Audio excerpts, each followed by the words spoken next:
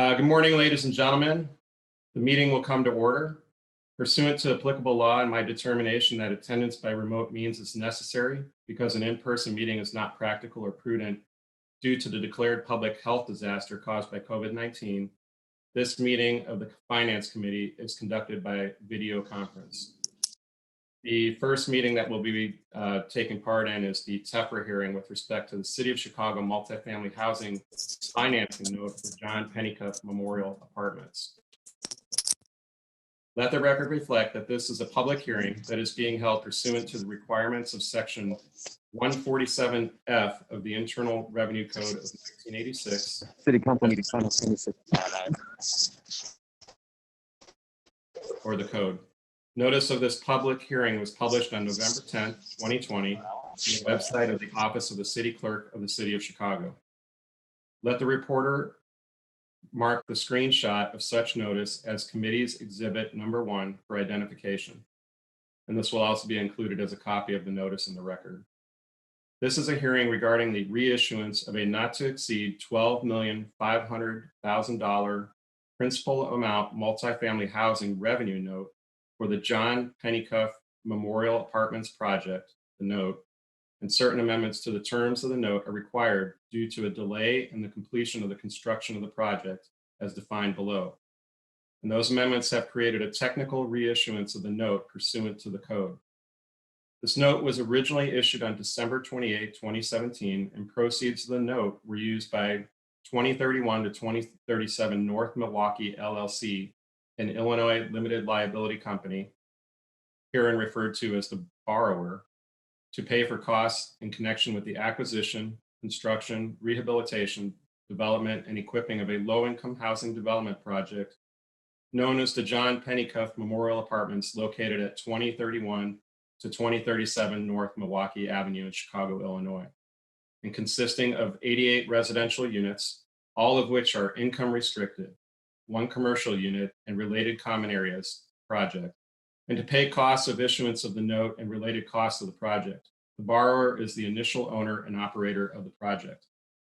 The note is being reissued by the city pursuant to its powers as a home rule unit of local government, duly organized and validly existing in accordance with the provisions of Article 7, Section 6 of the 1970 Constitution of the State of Illinois, and an ordinance adopted by the City Council of the City of Chicago.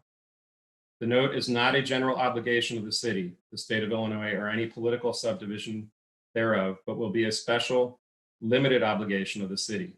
The principal of premium, if any, and interest on the note is payable solely from the amounts received from the borrower to repay the, the city's loans of the proceeds of the note and from any other funds pledged and assigned to the repayment of the note, except to the extent such principal, premium, or interest is payable from note proceeds, the income from the temporary investment of the note proceeds, and monies derived from the instruments of this provision. No holder of the note will have the right to compel any exercise of the taxing power of the city, the state of Illinois, of the United States of America, or any political subdivision of any of them to the principal of payment, premium, if any, of the interest of the note. And ladies and gentlemen, I made a huge error in reading this, in starting the meeting here. Let me back up for a second and hold right there, and I apologize. Working off of two computers here. First, let me start over again and read the roll call. Hold on one second. Problem with having two different things running at once here. Alderman Hopkins, are you on the call here? Yes, Chairman, I am. Okay, starting with Alderman Hopkins, I'm calling the roll. Alderman Hopkins. Present. Alderman Dowell. Here. Alderman King. Vice Chair Hairston. Here. Alderman Sawyer. Here. Alderman Mitchell. Present. Alderman Harris. Never mind. Alderman Beal. Yep. Alderman Sadlowski Garza. Here. Alderman Thompson. Here. Alderman Cardenas. Alderman Quinn. Here. Alderman Burke. Here. Alderman Lopez. I think you were on there. Alderman Lopez. Lopez here. Okay. Alderman Lopez here. Lopez, I can barely hear you there, but Alderman Moore. Present. Alderman Curtis. Here. Alderman O'Shea. Alderman Brookins. Here. Alderman Tabaris. Here. Alderman Scott. Present. Alderman Burnett. Alderman Urban. Present. Alderman Taliaferro. Alderman Raboris. Present. Chairman Wagstack here. Alderman Austin. Here. Alderman Villegas. Alderman Mitz. Here. Alderman Spizzato. Here. Alderman Napolitano. Present. Alderman Riley. Present. Alderman Smith. Here. Alderman Tunney. Here. Alderman Osterman. Present. Alderman Silverstein. Anybody that I called that hop back on? Alderman Talaferro is present. Okay. I don't know if Alderman you got King. Alderman Silverstein is here. Okay. Alderman King. Alderman Cardenas. All right, ladies and gentlemen, we do have a quorum. I'm going to go back to Cardona's here. Cardonas here. Thank you. Did you get Talaferro, I Chairman? did. Yes, I Thank did. you. Alderman Harris is present. Yes, ma'am. Alderman I'm going Nugent is back. present. Thank you. For purposes of quorum for the Finance Committee, we do have a quorum of members. I'll note any other people that hop on as we go. Let me go back to the TEPRA hearing script, ladies and gentlemen, where I left off. This note does not constitute an indebtedness or an obligation of the state of Illinois or any political subdivision of the state of Illinois within the purview of any constitutional limitation or statutory provision. No holder of the note will have the right to compel any exercise of the taxing power of the city, the state of Illinois, the United States of America, or any political subdivision of any of them to pay the principal of premium, if any, of the interest on this note. Written comments relating to the reissuance of the note must have been submitted by email to the Director of Legislation and Policy at owenbrew@cityofchicago.org not later than 3 p.m. yesterday. Let the record reflect that there was neither any written comments or any testimony to the TEPRA hearing today from the public. Ladies and gentlemen, if any resident, taxpayer, or other interested person attending the hearing so desires at this moment to express their views for or against the proposed issuance of the note, please notify the host of the toll-free number, call-in number, so you may have an opportunity to make those comments or statement. Again, is there anyone in the public that wishes to make a statement? Let the record reflect there has been no response to the question posed by the chair. Ladies and gentlemen, we will have Jim McDonald testify briefly from the city side, and Alderman Laspada wishes to make a comment as well. Alderman Laspada, are you available? Yes. Sorry, camera comes up. Good morning, Chair. Yes, we're really proud of how this development has been moving forward in the first ward. Certainly, the first ward has seen more than its share of displacement, so we're making every effort to bring in affordable housing. Extending the bond, by my understanding, allows the developer the time that they need to completely lease up this development, and so that the city has my full support for this measure. Thank you, Alderman. Mr. McDonald, are you there? Yes, sir. Okay, could you give background on the Department of Law and why there's the delay? Reissuance. Yes, sir. And again, my name is Jim McDonald. I am Deputy Corporation Counsel in the Law Department for the City of Chicago. As noted, this project was approved by the City Council on September 6, 2017. The city issued a multifamily housing revenue note for the project on December 28, 2017. The note was bought by Citibank. The note Chairman, was- we cannot hear McDonald. I'm sorry, is this better? Actually, Jim, it's too close to, but try to Okay, is this hold it better? up, but speak louder. Thank you. Sorry about that. There you go. The multifamily housing note was bought by Citibank.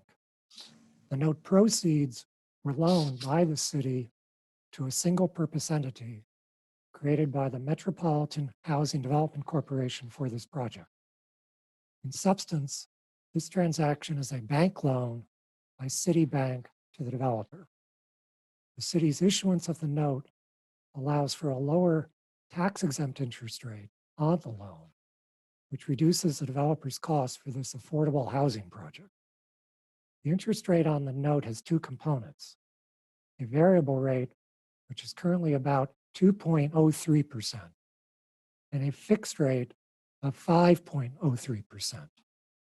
The note is to bear interest at the lower variable rate during construction and lease up, and then convert to the higher fixed rate.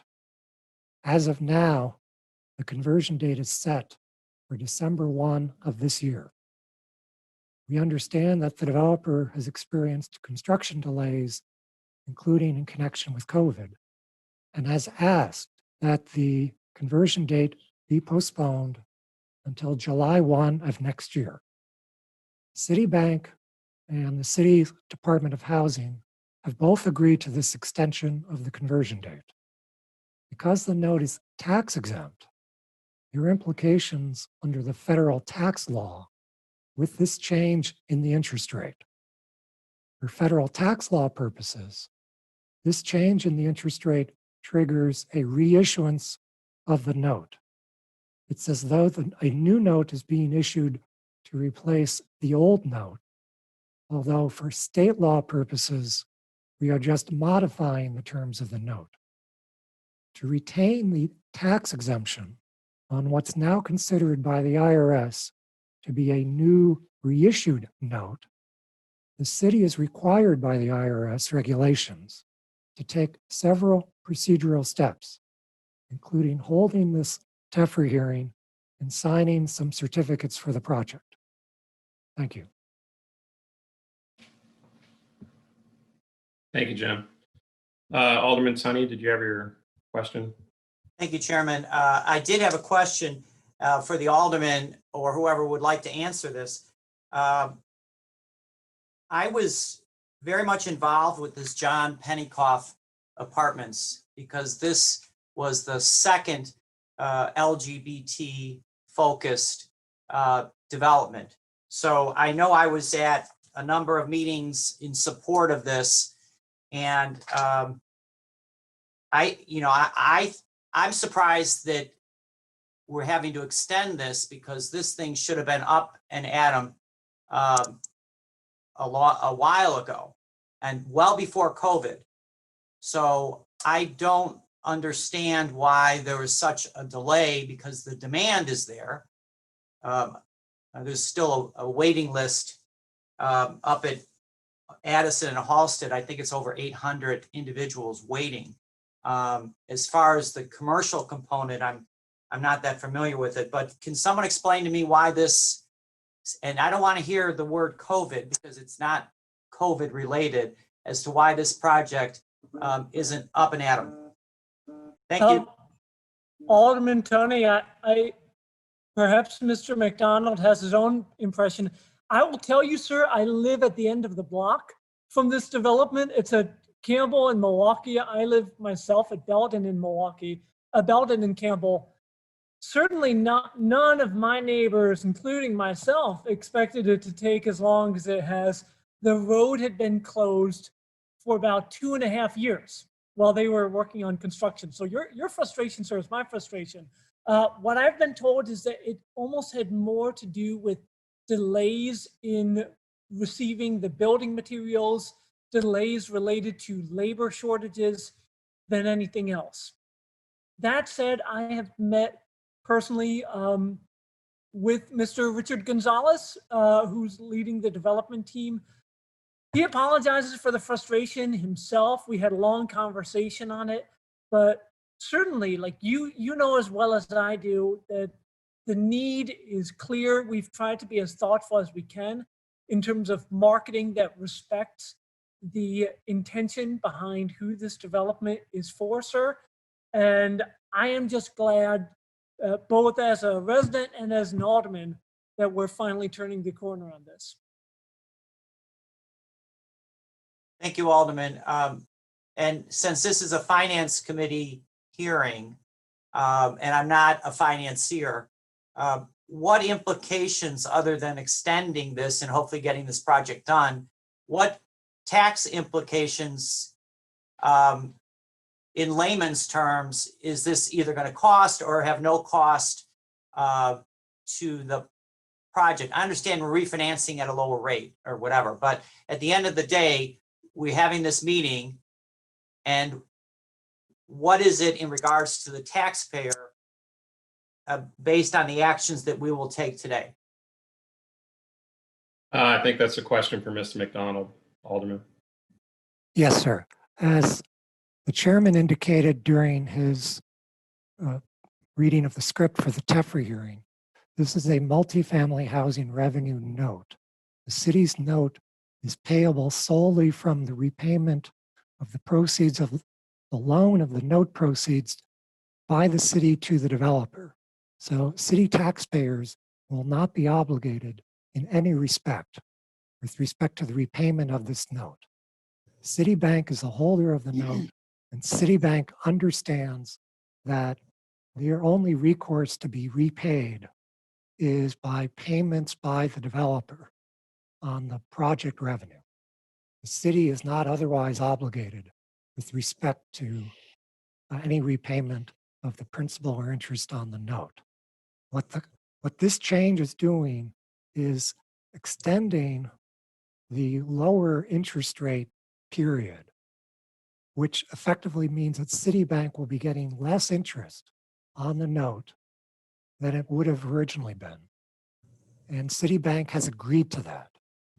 So the note holder, Citibank, has agreed to accept lower interest on this note in return for eventually getting a higher fixed rate as of July 1 of next year. The city is not going to be otherwise, the city is not obligated to repay this note other than from repayments by the developer of the loan of the note proceeds by the city to the developer. I hope that's clear.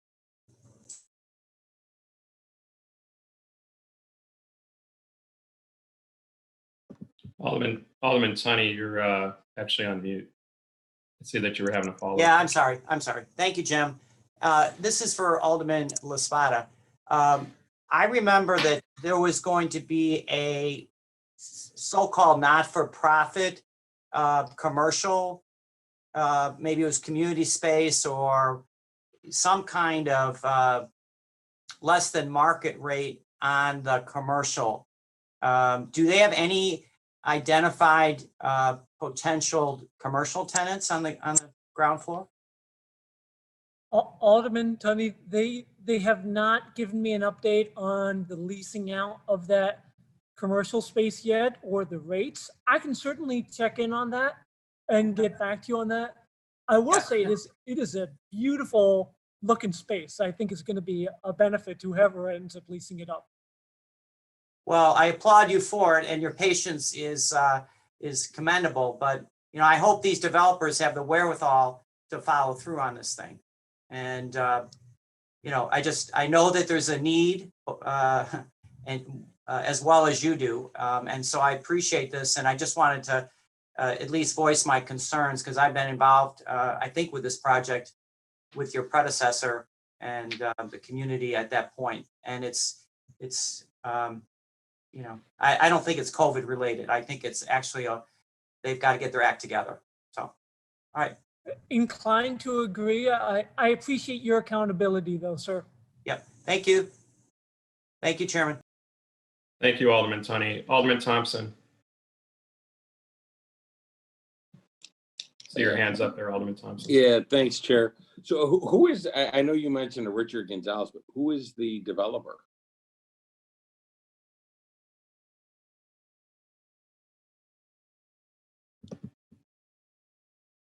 Jim, you have that.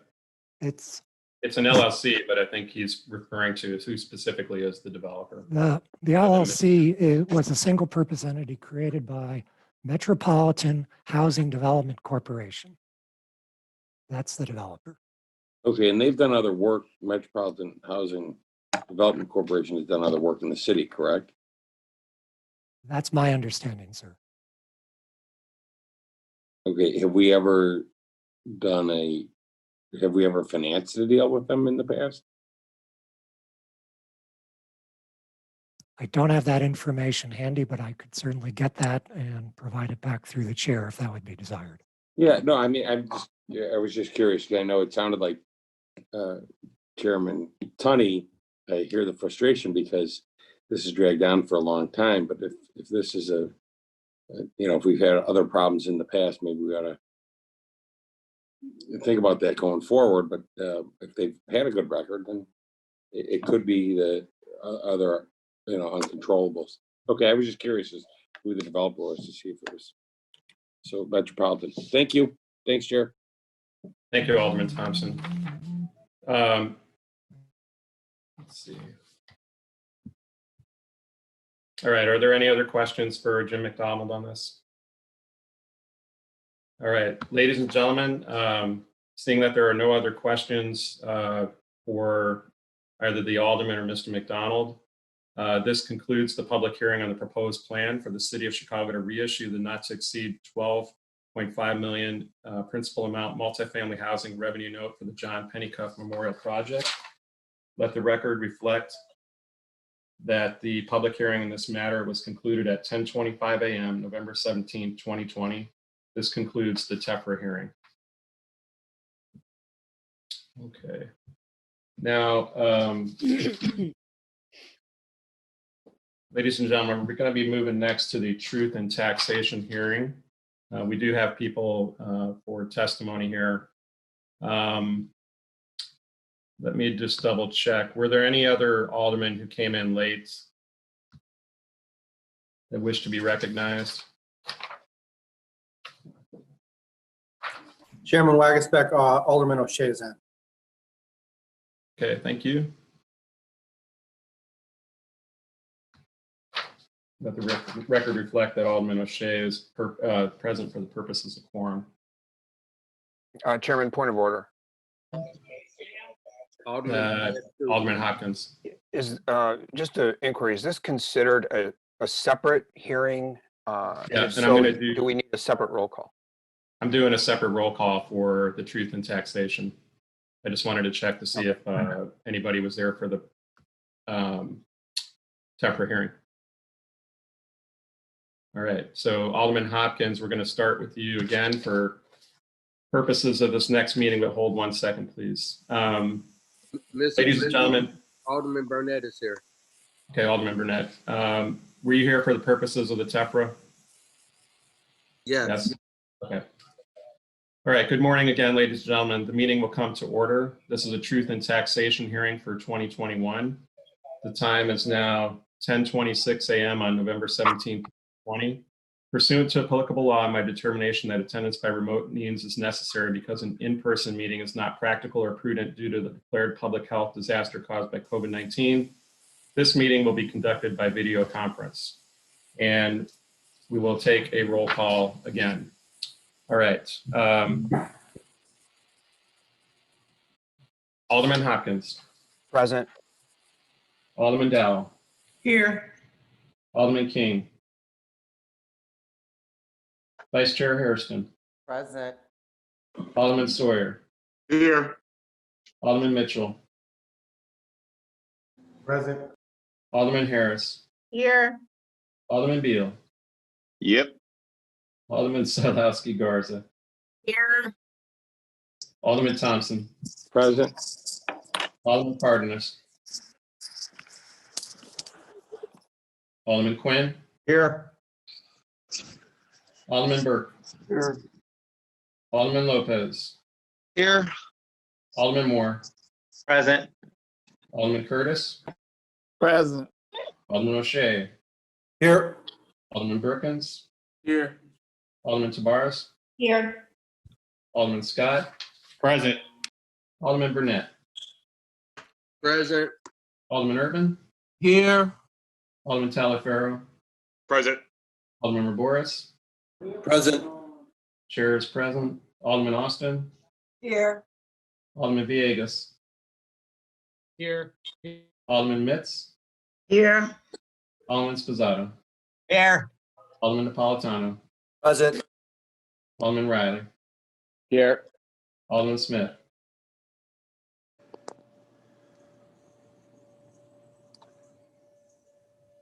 Alderman Smith. Alderman Tunney, Here. Alderman Osterman, Here. and Alderman Silverstein. Here. Okay. For the purposes of quorum, we have 38 members present. We have a quorum, ladies and gentlemen. Now, back to the truth and taxation. Pursuant to Title VI, Article 18, Division 2 of the Illinois Property Tax Code, 35 ILCS 200/1855 et sequitur, and publication of the appropriate notice on November 4th, 2020 in the Chicago Sun-Times, a newspaper of general circulation within the city of Chicago. This is a public hearing on a proposed property tax increase for the city of Chicago. The Committee on Finance shall retain a copy of the newspaper notice for the public hearing record. That notice provides as follows. The corporate and special purpose property taxes estimated to be extended or abated for 2020 were $1,104,870,000. $1,104,870,000. The proposed corporate and special purpose property taxes to be levied for 2021 are $1,508,358,000. This represents a 36.5% increase over the previous year.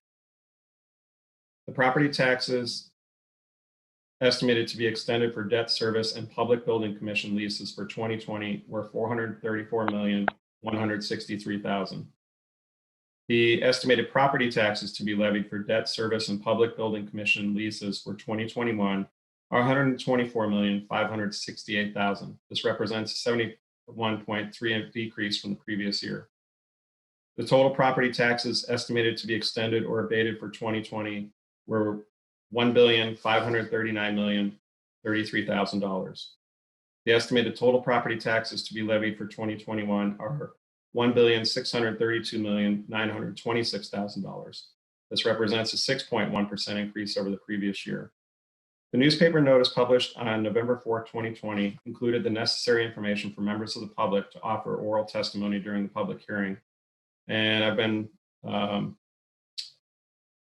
we do have some individuals will be asking to participate. Hold on a second, let me just double check there.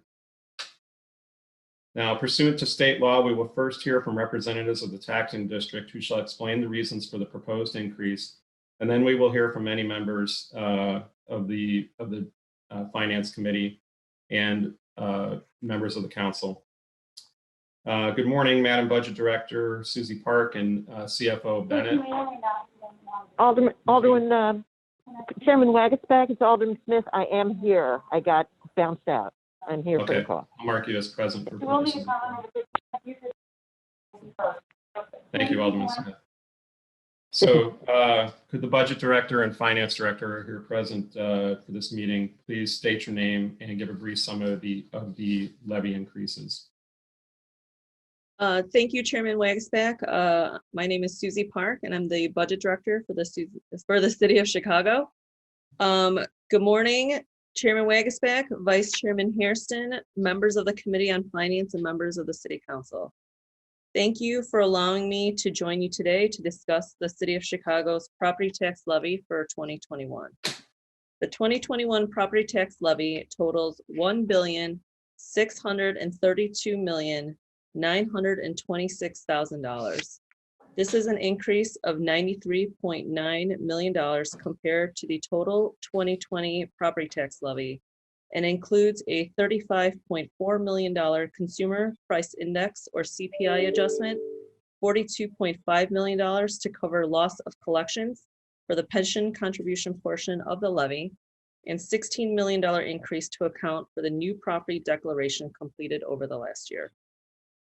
The 2021 property tax levy is allocated to cover general obligation bonds, a portion of the contributions to the city's 4 pension funds, library maintenance and operations, and the city college's bond payment for which the city is responsible. The amount of the levy used to make pension payments has increased $403.5 million over the 2020 levy, partially offset by a $309.6 million decrease in the amount of the levy used for debt service on general obligation and city colleges bonds. The amount of the levy used to pay for library maintenance and operations is unchanged from 2020. As the city works to address the financial challenges resulting from the pandemic, as well as long-term structural challenges, we have been mindful of the impact of increased tax burden on our residents and have made every effort to minimize that impact.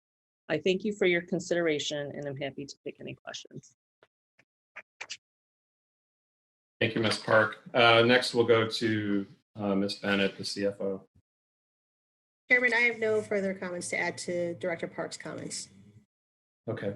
Ladies and gentlemen, I just want to remind you that this is, we're not voting on this, but they are open to questions. So if you have anything, feel free to first raise your hand on the Zoom participant side, and I will call on you in order as I see them on the raise your hand. So we'll start out with Alderman Thompson. Alderman Thompson. Thank you, Chair. So I can hear you. I don't have anything in writing. Did we, if I missed, my team missed it here, do we have all of that in writing, the breakdown from the budget director? I believe we did submit, the numbers are in the property tax levy ordinance that we, I think, are voting on tomorrow. Okay. So that includes, that levy includes the $94 million tax increase? Yes, the amount that we are requesting approval for to be levied in 2021 does include that increase, yes. Okay. Thank you. Clarify. Thank you. Alderman, that was distributed, but I'm just looking to see potentially, or what time that was distributed. Chairman, it was distributed with the minutes, or the agenda for November 18th, which is tomorrow. So that's yeah, that's material is. Okay.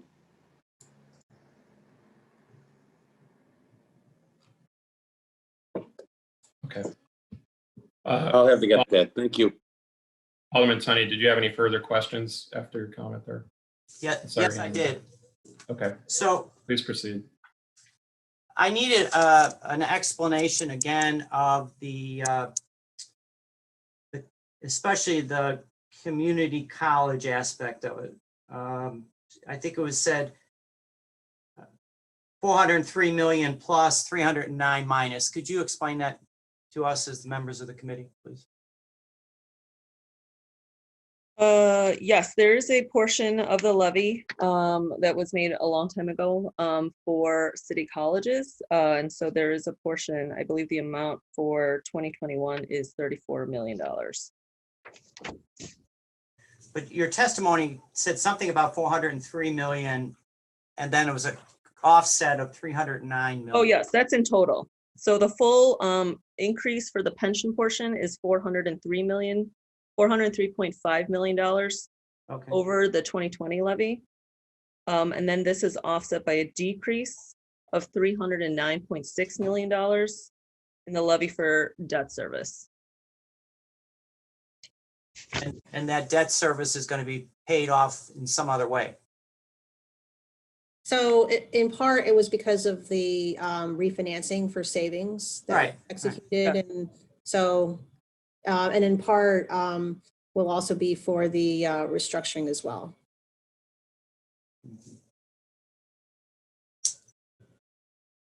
All right, that was what I needed to have clarified. No other questions at this time. Thank you. All right, thank you, Alderman. Are there any other questions from members of the committee? Yeah. Yes, Alderman Thompson. Sorry. Go ahead. So You're fine. Let's go back because I don't have this, so these are numbers are flying around. So we're increasing the levy by $403 million, but then you're decreasing explain what you're decreasing by 309, the increase. So it's increasing by 94 million. Is that the 94 million? So it's increasing by the 94, but there is, the CFO stated, so we are lowering on the debt service side of the levy, that's coming down by the 309 million. But the pension side of the levy is increasing by 403 million. Okay, so the overall levy is 403 million minus 309 million. So So the levy that increase is the that equals 94 million. is the 94 million. Okay, so that's how we get to because I was never been explained why proposed tax increase was $94 million in this budget. So it's that 403 million increase less the $309 million because there's a decrease on debt service because of refinancing, whatever else is going on. So that's how it gets to 94. Correct? Correct? Yes. Okay. Okay. I'm gonna verify for you, Alderman, but I believe so.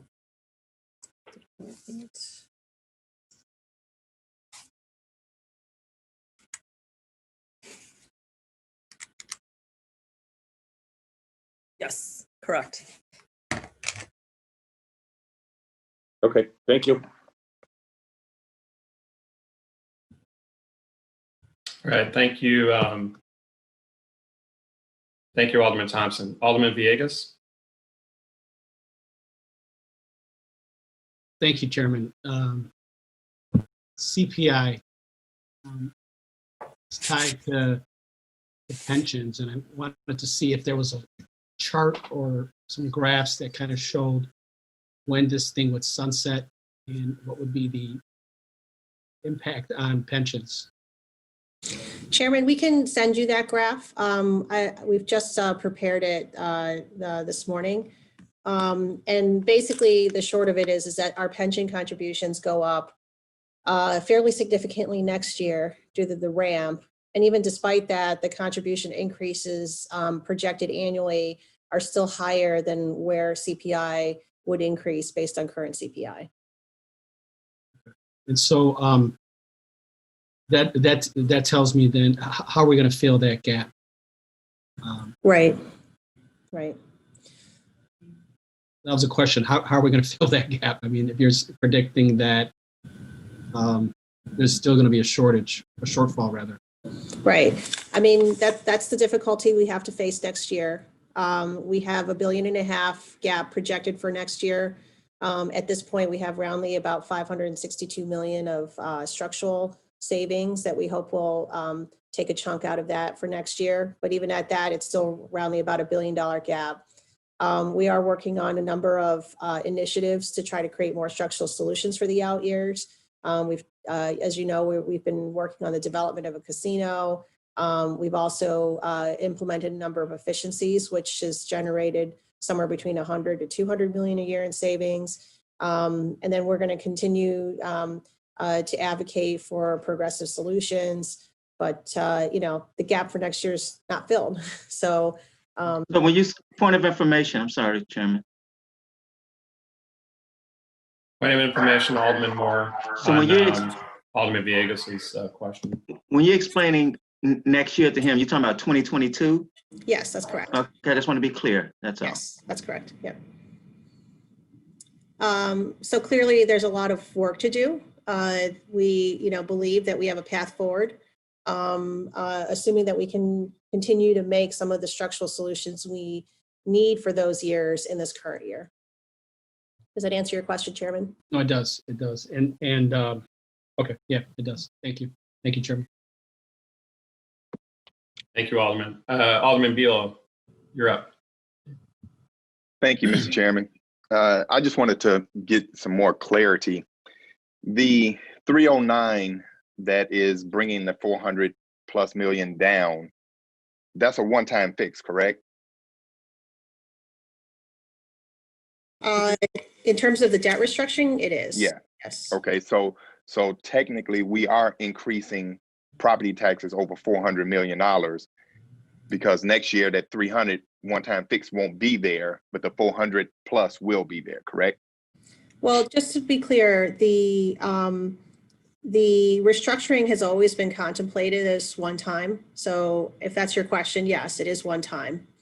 The net effect of both of these levies together, because decreasing the levy and increasing the levy, both actions are structural in nature.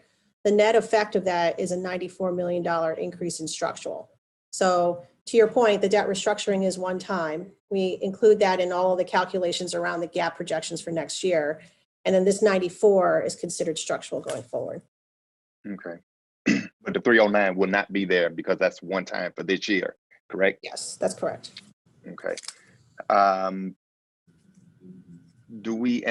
Have we gotten to the point where we know how much we're anticipating, for the police and fire pension? Or the increase From police's pension, I'm sorry, just the police pension. Are you referring to how much of this levy will go to police or? Well, no, I'm saying as far as going forward, we're looking at between, I'm hearing 300 to 400 million plus for police. So how much of this levy is going towards that for 2021? 2021, it's 801 million going towards police out of the pension levy. Okay, but that's current. That's not what, if the contract is settled, are we putting anything, what are we putting aside for future payout? Yeah, the property tax levy goes towards police pensions.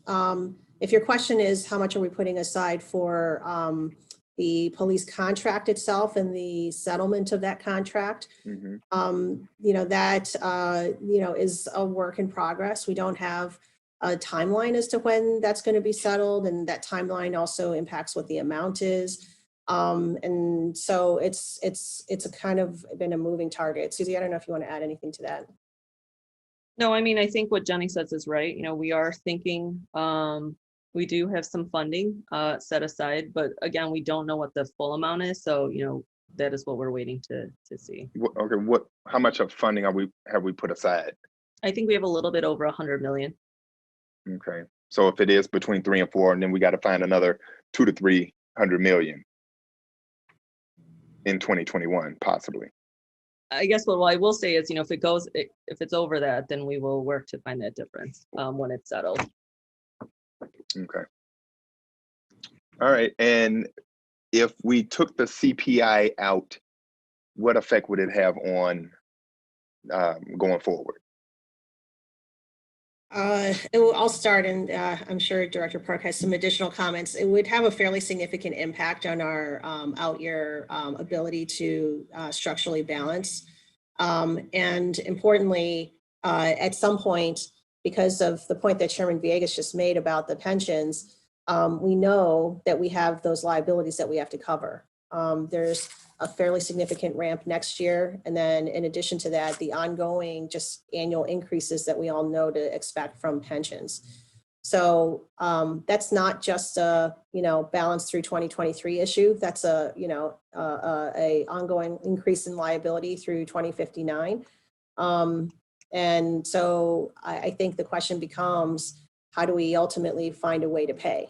And, that question and that liability has been an issue that has faced the city for years, and is one of the very most difficult parts of our financial situation. All right, so do we know, have we got legal opinion on if the CPI is even legal for taxes? Yes. Yes, we worked with the law department on the No, language. I that was know. drafted. Have we worked with outside counsel? Have we talked with the state versus our own in-house counsel? I wouldn't say we've talked to outside counsel, but our, our Department of Law reviews state statute and ultimately, determines the, language and the proposal is, something that we are legally available to do. And we're not really in the practice of, proposing things we aren't legally available allowed to do. Mm-hmm. Okay, well, I'm just questioning the legality of putting a CPI on property taxes, and because property taxes usually are voted on a yearly basis by the current elected body, and so we're taking that away. Well, Alderman, sorry, go go ahead, Susie. I was just going to say, I'm very glad you raised that point, because I do want to clarify, you will vote on this every year. And so this is not a vote once and then you never come back and vote on the levy again. Every year, the council votes on the levy ordinance and reaffirms that levy. The practice of, from a policy perspective, putting in place CPI inflator is something that is done by a number of other entities within the state of Illinois. And ultimately, there are two components to it. One, you approve the concept of approving based on CPI, and then every year within the budget, the levy ordinance is brought back to council and approved then as well. Okay. All right. Thank you. Thank you, Mr. Chairman. Thank you, Alderman Beal. Alderman Thompson? Is that an errant hand, or is that, go ahead. No. Okay. No, there's a lot of questions. No, I'm kidding. But if you, just thanks for using that. Go ahead. Sorry to interrupt you there. Yep. All yours. So I want to go back so it's absolutely crystal clear. So this year, the levy goes up net $94 million. For the 2021 levy, Yes. which we're filing next year to be paid in 2022, is what we're proposing to increase by $94 million. Yes. So not this year, totality, but it's Right. 2021. Yes. 2021. So, and as such, it's a homeowner who has a $250,000 home would expect their tax bill to go up $56 based on that. Correct. Okay. Now, in 2022, would the homeowner, all things equal, would the homeowner pay the exact same tax bill as they paid in 2021? Or without the $309 million credit, would there need to be a makeup for that loss? No. So, Okay.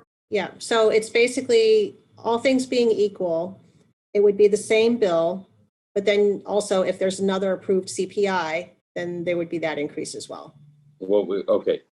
So then how do you have a $400 million increase in 1 year with a $300 million offset? And then next year, there's no longer that offset. Where does that additional money come from then? So next year, there'll be the same offset. So basically what happens is, So every year there's a $309 million offset. right, it's about the totality of the levy and the allocation to debt service. And will likely move, really every year. Because importantly, regardless, in both cases, we know we have more pension and more debt service than we have levy for allocated at this point.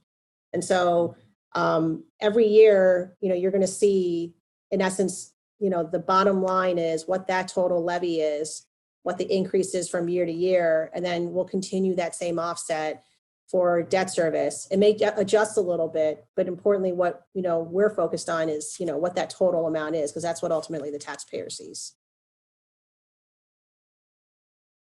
So it will not, that delta will not exceed $94 million. Right, plus the CPI and also the capital. Let's give me a call when you get. Yeah. Okay.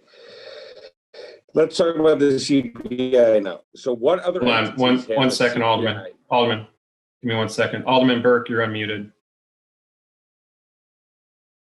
Okay, go ahead, Alderman Thompson. I'm sorry. Thanks, Chair. So what other entities have CPI increases?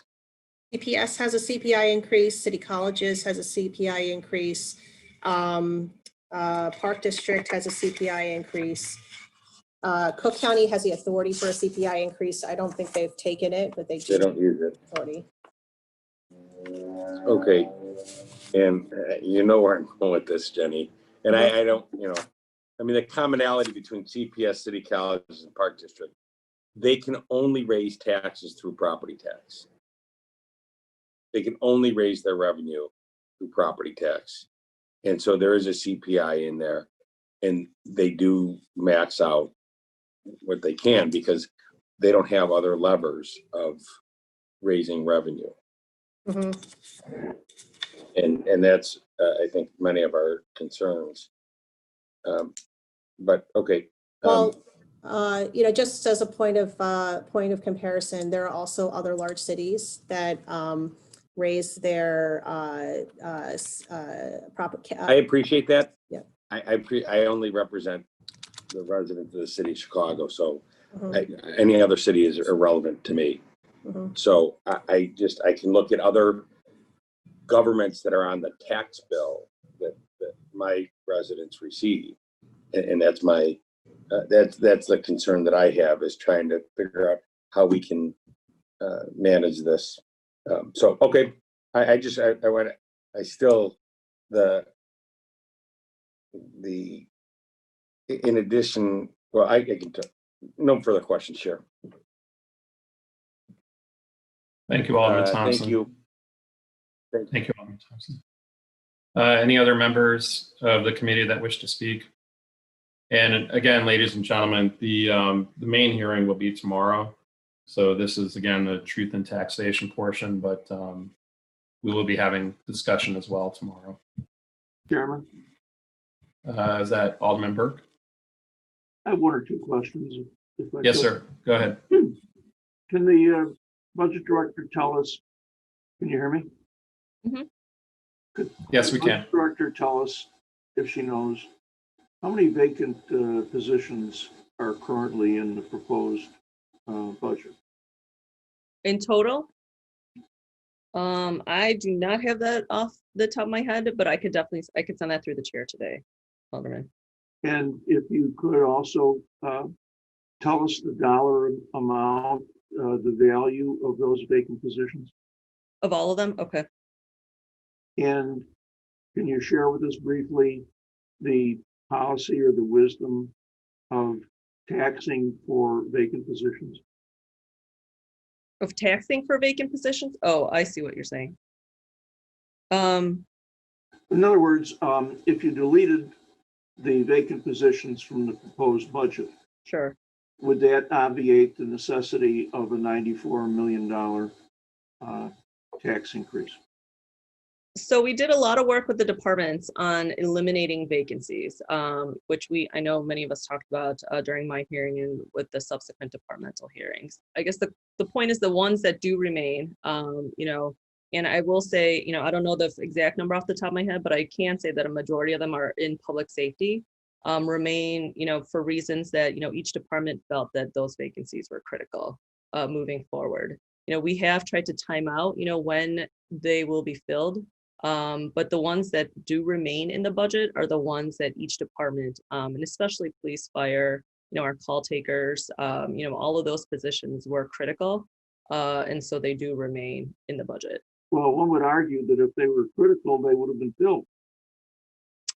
That is true, but we also did a higher slowdown this year. So there's a fine balance of, how many were, we tried to get in that were absolutely needed this year and into next year. So, I think we went through a very robust exercise with our departments and eliminated those vacancies that we could.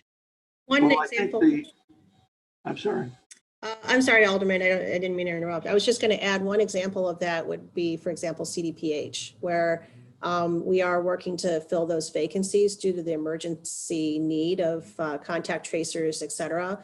They are in the process of being filled, but to the fact that this is an emerging crisis, it's just taking some time to do that. Well, I think that the taxpayers would have a robust opportunity to look at their tax bill too. And I think if the dollar value of these vacant positions would be equal to what the tax increase is going to be, that would be one factor in permitting the members of the corporate authorities to determine whether or not this tax increase is justified. You understand what I'm saying? Yes. So then you'll be able to tell us how many vacancies you're proposing that we tax for and what the dollar value would be. I will have that for tomorrow will be the total vacancies and the value. Thank you very much. Yes. Point of information. Thank you, Alderman Burke. Alderman Moore. I appreciate that question that the chairman asked, but I thought that was calculated into our numbers already, the vacancies, in order to help us keep the property taxes down, which got us to the 94 million. Is that not true? So yes, we did eliminate to bring down the total number of vacancies. I think what I was trying to explain was that the ones that do remain carrying into next year are the ones that, for critical service impact and others are the ones that we do need to hire. And we have accounted for, the speed at which they will be hiring for. Right, and I'm not talking about for the outgoing years, outer years. I'm talking about for this year. The vacancies have been that dollar amount that we're saving on these vacancies has already been calculated into the budget, correct? Correct. Like the ones that we have eliminated. I think Right. Alderman Burke is asking, well, how many vacancies are in 2021 and what the cost of that is. But even if you get that cost, that's what I'm saying. I'm asking, has that cost been factored into but I thought it was already factored into the budget already. Chairman Wagasback, Alderman Riley, point of information. Alderman Riley, point of information. To my colleague, Burke's question. Alderman Moore, Alderman Burke's making the distinction between the vacancies the administration is proposing to cut for next year's budget. So the vacancies we talked about closing for the savings. There are also many, many vacancies that are being carried forward next year that will be funded in the budget. And Chairman Burke is asking, what's the dollar value of those vacancies we're going to continue to fund in next year's budget, correct? Chairman? That's my understanding. Yes. Yes. Through the chair, Alderman Riley, I think has clearly stated what the purpose of my inquiry would be. So in other words, if the dollar value of the vacancies that are being carried forward in the budget as it is proposed is equal to or in excess of what the tax increase is going to be, should not the taxpayers be able to determine whether or not their elected officials are making a wise choice in taxing them for vacant positions? Thank you for the clarification, Alderman Riley. Thank you, and thank you, Chairman Burke. Point of information. Yes, hold on one second, Alderman Hairston. Yeah, It's to. I have a point of information too, Alderman Smith. Okay. Alderman Burke still has the floor, but Alderman Hairston has a point of information on that. Alderman Burke, could we also ask that they provide the departments that those vacancies are in? Sure. as part of the request? That would be a very interesting addition to what I've asked for, and I assumed, I guess, wrongfully, that they would have broken it down by departments. But yes, Well, I hopefully asked that that would be part of the explanation. Thank you.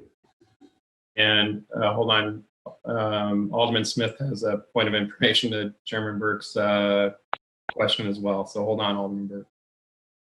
I apologize. So that means that, just to be clear, that, for example, the 250 people who are in the police academy, you want to make sure the taxpayers have a choice about whether or not they want to hire 250 new policemen to replace the hundreds that have retired, in addition to when they decide whether or not they want to have a property tax increase. Just a point of information.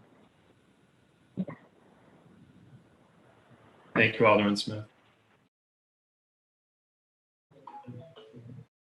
I think just in terms of what Alderman Hairston said, break it down by the departments as Yes, Alderman. per Alderman Burke's request. Yes, Chairman. Alderman Well, Burke? we can do Yep. that. I do want to also clarify that in the Aldermatic book, which I know for the hearings, there is a list of those vacancies for 2021. And so we will go ahead and tabulate that and provide that. Thank you. Alderman Burke? Thank you very much, Chairman.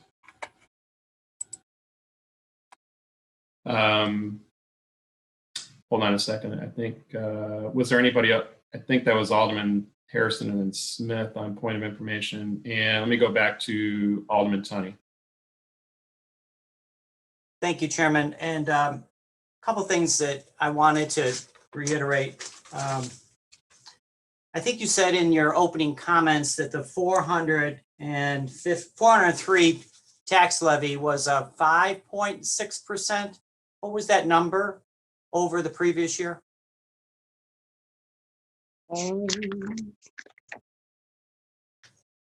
You're looking for the total dollar amount, Alderman? The increase that got us to 403 versus the previous year. I think I heard that it was going to be a 5.3% increase that got us to 403.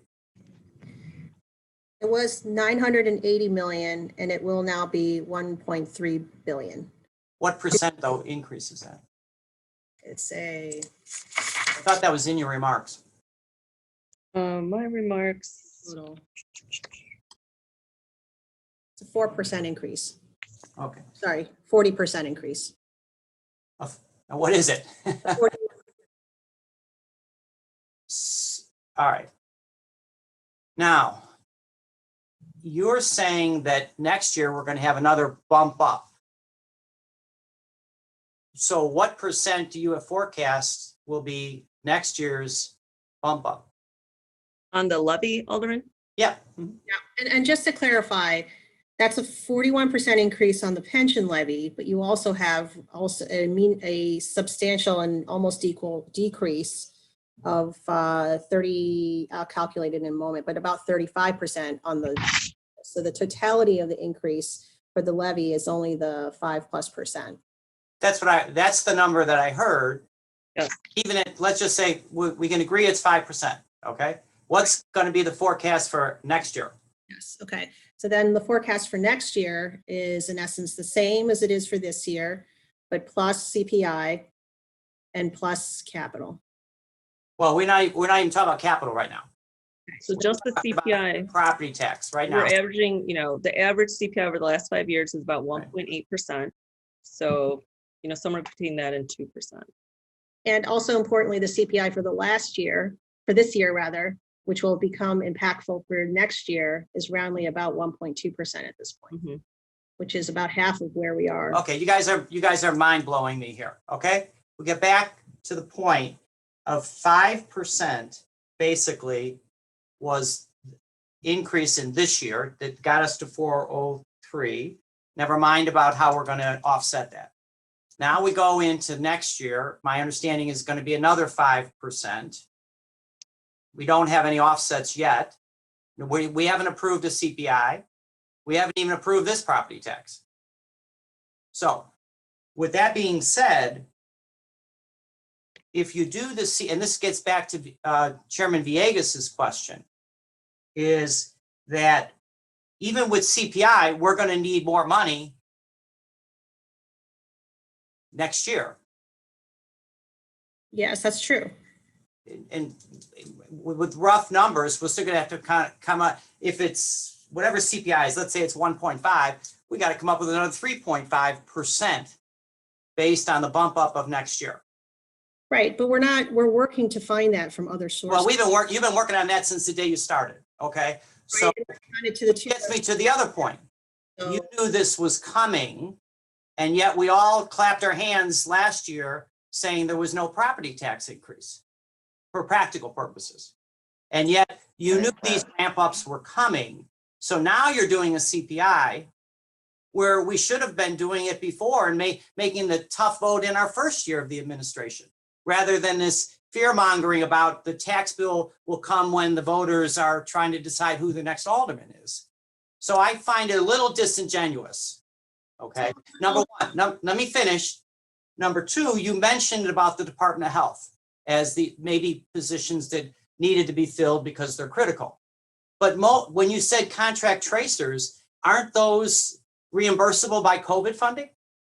Some of it is. Why would we hire a full-time person when we have COVID funding for contract tracing, for the duration of contract tracing, rather than add basically full-time equivalents that are pensionable and all other issues that really put a lot of burden on the property tax?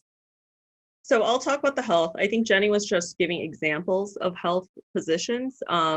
To your point, Alderman, the contact tracers are short-term and they are funded off a grant. But what we do have in vacancies for next year, which we'll make sure to include, in addition to the numbers, are, a lot of still police personnel. We have fire personnel who we know, we can cut those vacancies, but we'll be paying for minimum manning and other requirements on the fire side. We do have health positions, inspectors. Some of those I think are the ones that, we have tried to balance what we could cut. But I think to your question on the contact tracers, yes, those are grant funded. We are getting reimbursement back for those specific ones. So Alderman, on the property tax, $1 billion of increase in property tax isn't something that we're going to be able to pay for right away. And the fact that we lost $783 million in revenues in 2020 and another 2021 and $886 million in 2020 isn't something we could have planned for.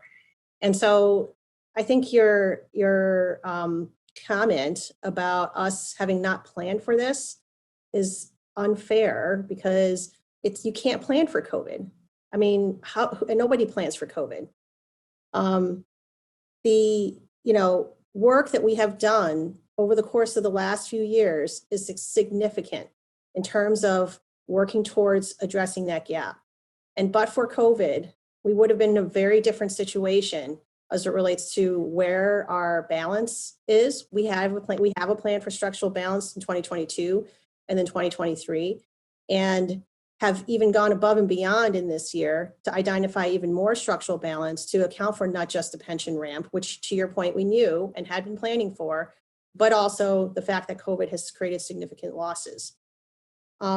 So, we have done a lot of work in trying to be transparent about our issues and our costs. I don't consider that fear mongering. It's really just telling the facts of what our future financials are and how they've changed because of what's happened over the course of the last year. So you're basically saying if we didn't have COVID, we wouldn't have property tax increase. That's correct. So that'll be something that we can tell our constituents when they get their property tax bills. It's all COVID related.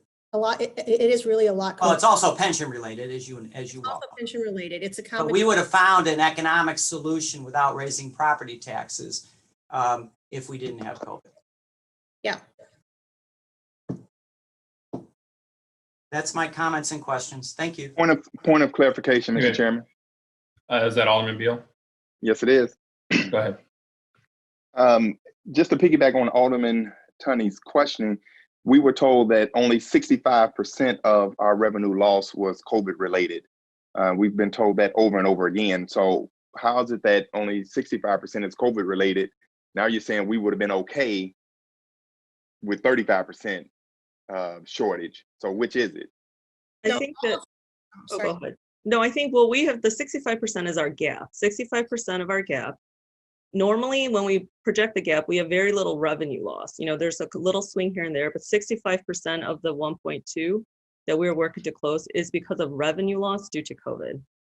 The other portions of the gap are anticipated increases, as Alderman Tunney had pointed out, that we knew were coming, such as the, you know, increase in pension and other things. But the 65%, just to clarify, was the portion of the gap that's due to revenue loss. Okay, and we've already put over 400 million of our debt reimbursement through CARES Act, correct? So that's for 2020. So we are, you know, we have CARES money that we have expended corporate funds for. So that's about 350 million of 2020 costs that we're trying. So you can kind of see where, you know, we are struggling with your numbers is because we've gotten CARES Act money towards our budget. You're saying 65% of it is COVID related. That other 35% is still, you know, we're trying to figure out, you know, where that came from. So that's why we're struggling with your numbers and your assessment, and it just doesn't mesh. So I think there's Point of information. Yes. Hold on, Alderman Moore, hold on. This is a point of information that Alderman Beal was making. So let the CFO and the budget director answer the point of information from Alderman Beal. And I still have Alderman Mitchell coming up. So go ahead, Alderman Beal, just finish your point of information. Okay, the CFO was going to respond. Yeah, so I was just going to say, I think there's some mixing of 2020 and 2021. In 2020, we had an $800 million shortfall really, it was more than that, 889 million due to revenue loss. We addressed half of that, 400 million or so, with 350 million really, with CARES Act money. Then there was still a shortfall, and then now we go to 2021. So that's 2020. Now we go to 2021, there's a $1.2 billion gap, of which 65% is revenue loss, that's 783 million.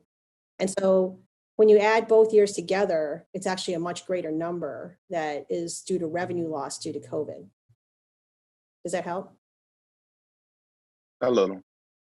And so, I mean, the revenue loss due to COVID is an enormous component of what we're facing. It was 100% of the loss in 2020 and is 65% of the loss in 2021. Okay. All right, thank you. Alderman Moore, point of information, but I do need to go to Alderman Mitchell. Go ahead. You said Alderman Moore? Moore. She answered it for me, and that's what I was gonna ask, was that CARES money related more to 2020, so she answered it. Great, thank you. Alderman Mitchell, are you ready? Yeah. You have a question? Question was answered. I just want to add an additional request to Chairman Burke's request, in that the open positions that we're carrying on the books, can we also have information as to how long those positions have been open? I could try that. That will take a little bit longer. I mean, we have looked at that for some of those titles, but there is, you know, turnover. So I will do my best to include that information, Alderman. Okay, thank you. Point of information. I'd like to know when we can expect that. I will try to get it Vote on the budget until we get it. I'm sorry, I didn't hear your second part, Alderman. Yeah, Vice Chair Harrison, I think you broke off there. Oh, I said, well, we won't be able to, we need this information in order to vote on the budget. And can you include in Alderman Beal's request what was the impact of us not getting the money that we had anticipated last year from Springfield? Because I think that would have still had us at a budget deficit. Sorry, Alderman, which money are you referring to? The real estate transaction tax. that we didn't get last year that you all were anticipating? In the ambulance reimbursement fund. So Yeah. we amended the budget last year, because we, during amendments to take that out as part of any, as part of the budget proposal. But I think Alderman Beal's point is that we would not have been fine this year because we would still have been missing that income. Am I correct, Alderman Beal? Nope. That is correct. Okay, so for real, That's it. That's the question that they're asking. okay, so Alderman, for real estate transfer tax, to Susie's point, the 2020 budget did not include any money for any incremental money for real estate transfer tax. So we would not have been short that this year. The money for ambulance reimbursement, had there been no COVID, we would have not been short that either. The city did secure the increased reimbursement rate for COVID and has been getting paid that reimbursement rate. Like every other revenue source, the number of the consumption or the transaction volume related to that has gone down. And in this one in particular, the number of ambulance runs has gone down since people no longer want to go to the hospital and risk contracting COVID. So that's the impact that occurred in 2020 related to ambulance runs. Point of information, Chairman. Chairman Dow, point of information. Just wanted to ask, was that lost or the fact that we didn't collect the ambulance money to the extent that we plan to, offset by the increase that we received in the savings that you sought for the city last year or this year? Chairwoman, is that the refunding savings you're referring to? Yes. Yep. Yes. So, do you know how much that refunding savings was? Sure. The refunding savings was $210 million in the budget, and we ended with 310, which that extra $100 million offsets some of the losses that we experienced. Okay, thank you. Thank you. All right, let me go back to Alderman Mitchell.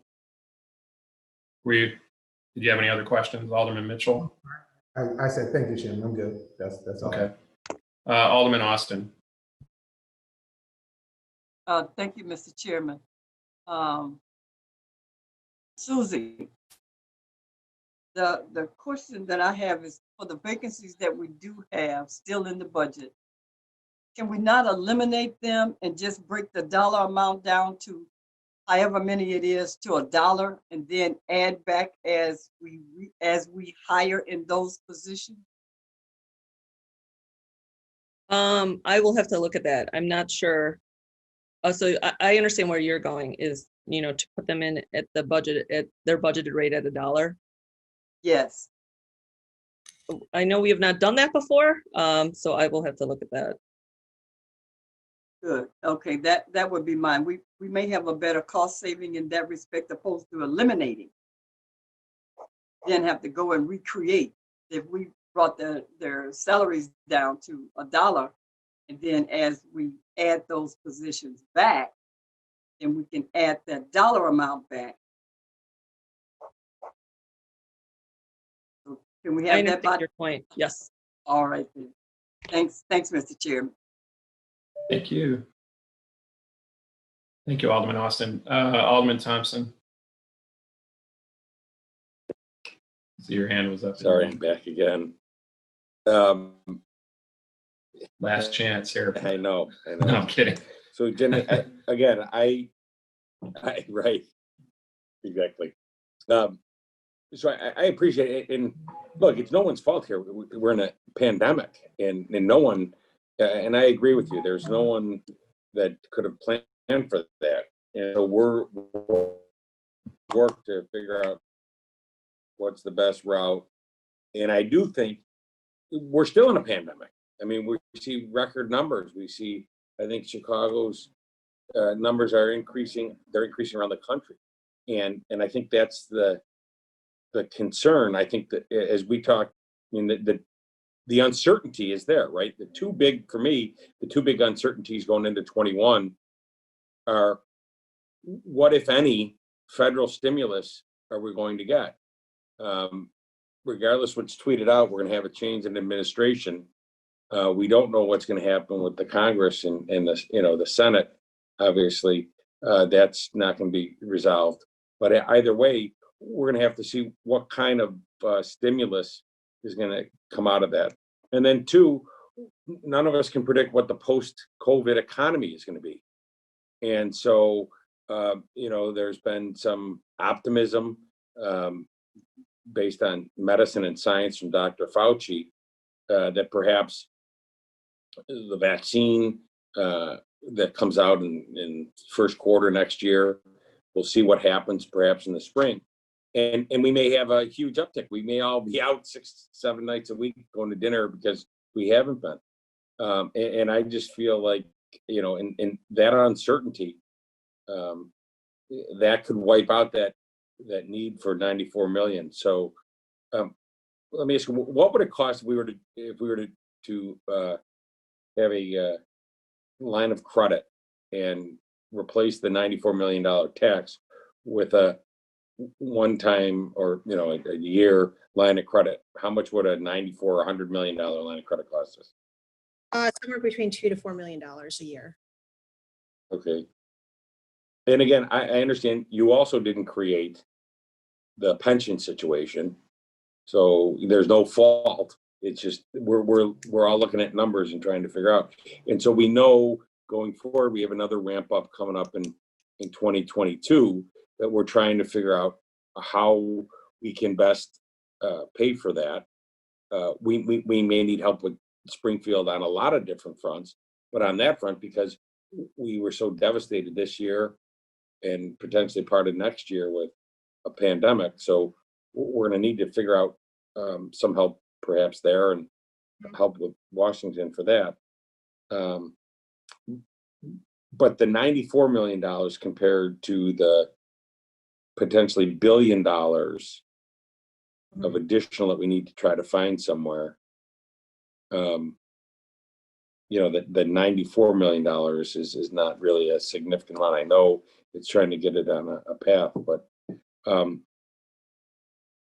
again, maybe that's, again, with that uncertainty into the 2021, maybe we look at perhaps tighten that belt and see where we can generate some new revenue and see what's going to happen with some stimulus and then see what's going to happen with the economy. So just a thought.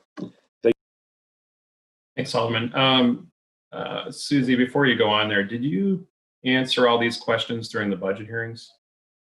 Did you already send something out about vacancies? I might have overall? actually. I was going to look at my through the chair, but if not, I I'll think make to sure. the first week of budget hearings. Well, I know the vacancies are in the aldermanic book, but I know they're broken up by department, so it might be hard to see the total. So I Yeah, will double check okay. also. I thought we had those come up in that first session 2 weeks ago. We did talk That about might be- vacancies, but yes. We talked about, Mr. Chairman, we talked about vacancies by department, not in Correct. aggregate. That's right. Okay. Thank you, Chairman. Chairman? Was that Alderman Burke? Yes, if no one Yes, else. go ahead. Go ahead. Go ahead. If no one else has a question, could I pose another short question? Go ahead, please. And then I'll have Alderman Hopkins after you. Well, go ahead. I'll wait. Yeah, thank you, Mr. Alderman Chairman. Hopkins. And I do want to stay on the topic of vacancies for a minute, and I know some of the information was provided, but since it's a focus of today's discussion, Ms. Park, could you please explain the methodology which you use to come up with the annualized turnover factor for vacancies? It's a number that is generally within a fairly tight range, but it changes year to year and it's based on assumptions. So I think it would be instructive for all of us if you could explain the methodology and how you apply that, and also the relationship between that number, the turnover factor, and the snapshot of vacancies at any given moment in any given department, because it doesn't always match up. Sure. To your point, Alderman, vacancies is changes. That number changes every day, depending on, the hire cycle, who's where. Overall, as a city, for budget, for turnover, with our smaller departments, we apply a straight percentage. So we know on average, whether it's 20, 25% of these vacancies in the speed at which they're filling. For bigger departments like police and fire, it's a little more manual, where we actually really do look at, the existing vacancies, anticipated retirements, as well as upcoming hires. And so, for those two big departments, there's definitely a lot more conversation around, how we calculate that and what the right number is for police and fire.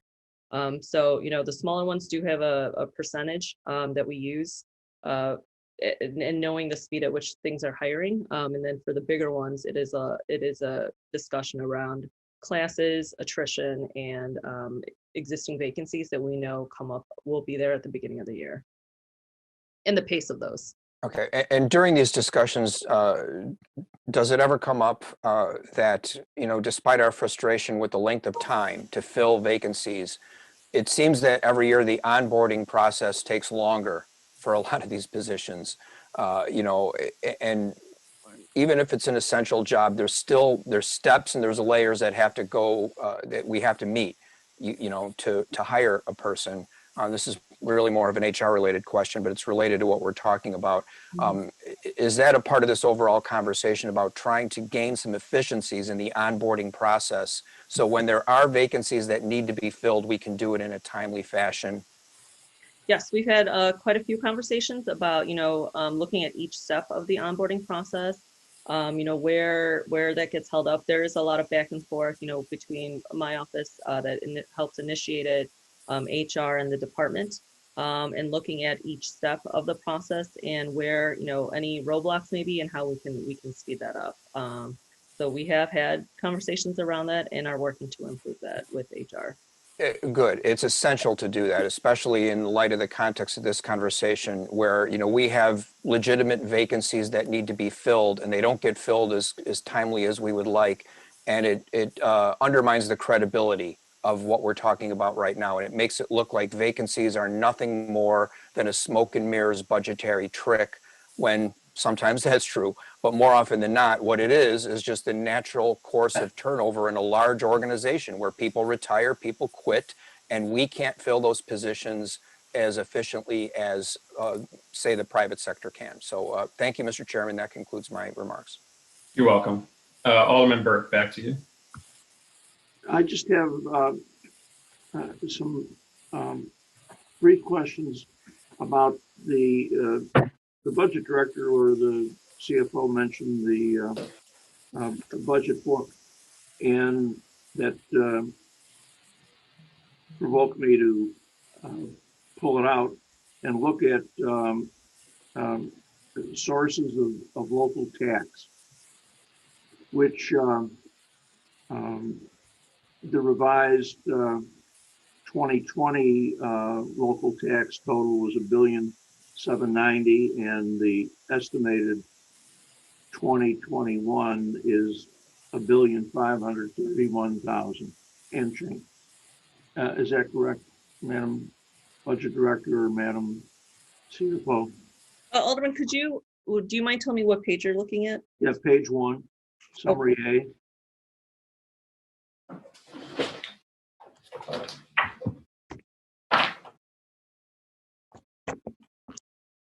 Okay, so you were talking about the local tax numbers? Yes.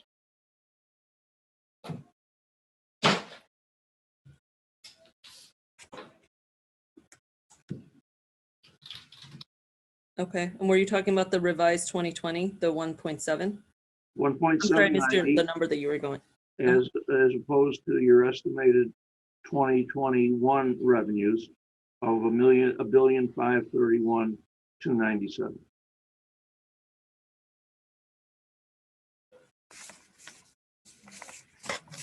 Yes, that's what's in the budget. Okay, so if somehow or another your estimate of that total 2021 would be raised $94 million, let's say, you could obviate the necessity of a real estate tax levy of that amount. Is that correct? Yes, that is true. As it relates to our current budget estimates versus the estimates at the time of this budget, it's looking like there are a number of revenues are actually less optimistic than we had been. In particular, the hotel tax is one that's concerning. But we are working under the estimate that's being provided within the budget book. There's a tax that we imposed a number of years ago, which is more of an annoyance than a real burden, and that is the bag tax. Is that reflected in the categories of local tax? And if it is, what category is it included in? The bag tax falls under the business taxes, I believe. The what? The bag tax falls under the business taxes. Under business taxes? Oh, actually, hang on one second. Where you're Oh, no. showing Yeah. a significant reduction from 134.4 to 66,122. And most of that is due to hotel tax. So the two things in that category are hotel tax and the checkout bag tax.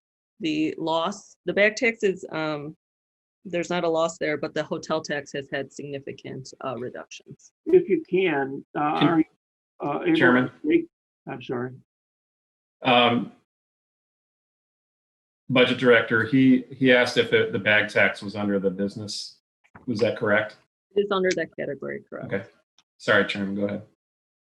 Are you able to break out the gross amount of the bag tax? And has it ever been audited? In other words, with all the grocery stores that are seeing this huge surge in business, has anyone ever audited those stores to see how much they're remitting to the city and whether they're accurately collecting and remitting? The bag tax is relatively flat for this year to the last year. There is a slight increase in the bag tax of about 1.7%. But you also might recall that the governor's office had made some changes as it relates to the use of the bags, and that is largely the reason for that change. What is the gross amount that the city receives on the bag tax? And what is the bag tax now? Is it 0.7 cents per bag? It's 7 cents, and it's about $5 to $6 million, I believe. How many bags are being, or how many customers are being taxed for how many bags? Let's put it that way. How many bags have to be taxed in order to reach that amount that you mentioned, 5 point something million? Our estimate for 2021 is about 6 million. So it's about 85 million bags. 85 million bags. So if we were to impose a 1 cent charge on 85 million bags, what would that represent? $842,000. How much? $840,000. 840,000. Okay. Have you gone through any of these other local taxes that we have the ability to increase to find any, as I would describe this, an annoyance that isn't a real burden, to see if there's any minor adjusting or minor increases that could fulfill this $94 million gap? Yes, absolutely. Yeah, and you don't think there are any? We're happy to listen to any ideas that people have, but we've done a lot of, That's, I think, what we're here for, to hear from the experts. What are your ideas? What are the ideas that you considered and rejected before you submitted this budget document to the corporate authorities? So we have done a lot of work around this. We, for example, looked at cigarette tax as one. We already have a very high cigarette tax. We talked about raising sales tax. We already have a very high sales tax in the country. I could go through the list. I mean, we looked at everything. I could go through the list and talk about all the different revenue sources that we've gone through. And I guess, aside from the very specific revenue sources, we also look, I mean, I could go through the list, there are more. We looked at parking tax, also very high in the country. Aside from that, I think more holistically, raising taxes in this time frame, as evidenced by the conversation we're having around property taxes, is hard. And in particular, when a lot of businesses are suffering and we're trying to make sure we can continue to provide stimulus to the broader economy, we are very mindful of the fact that raising other taxes creates an additional burden on our ability to recover. And with a $600+ billion, nearly $700 billion GDP, our greatest tool for future out-year gaps in recovery is going to come from ensuring that we are supporting that recovery as quickly as possible. Well, I think what I'm hearing from the members is that we're more concerned about now than in out years. And I think we've heard a lot of ifs and buts this morning, but there's an old adage that if ifs and buts were candy and nuts, then every day would be Christmas. The property tax in Chicago has historically been toxic. And I'm sure that the other members are hearing what I'm hearing when I go to church and people walk up to me and voice their concern. So I think we all know, do we not, although we can't look into a crystal ball and predict, that there is going to be stimulus money that will be coming perhaps in the spring. I know you're hoping for as much as you can get, but clearly, although we can't predict, a reasonable person would indicate, I think, that we know there's going to be some federal money coming. Why not anticipate that, make some adjustments here, and refrain from this increase in the levy? You can always do a subsequent levy, can't you, Madam? No, actually, this is by state. When do you have to file the levy? By the end of the year. Okay. But it has to be within our budget. So. Pardon me? It has to be within our budget. So if you increase some of these estimates, and that's all they are, aren't they? Sure. They're just, informed guesses by an amount equal to what you're proposing for the levy. And you are going to receive, or the city of Chicago is going to receive, a significant amount of money from the federal government. There's no one that doubts that. Why not do that to avoid this toxic property tax increase that we're all hearing about? So my approach and what we've been saying as it relates to the budget is we hope for the best, but we prepare for the worst. And sure, Susie and I would be the happiest people if we saw federal funding. And I may be more pessimistic about the ability for us to get significant federal funding for cities specifically.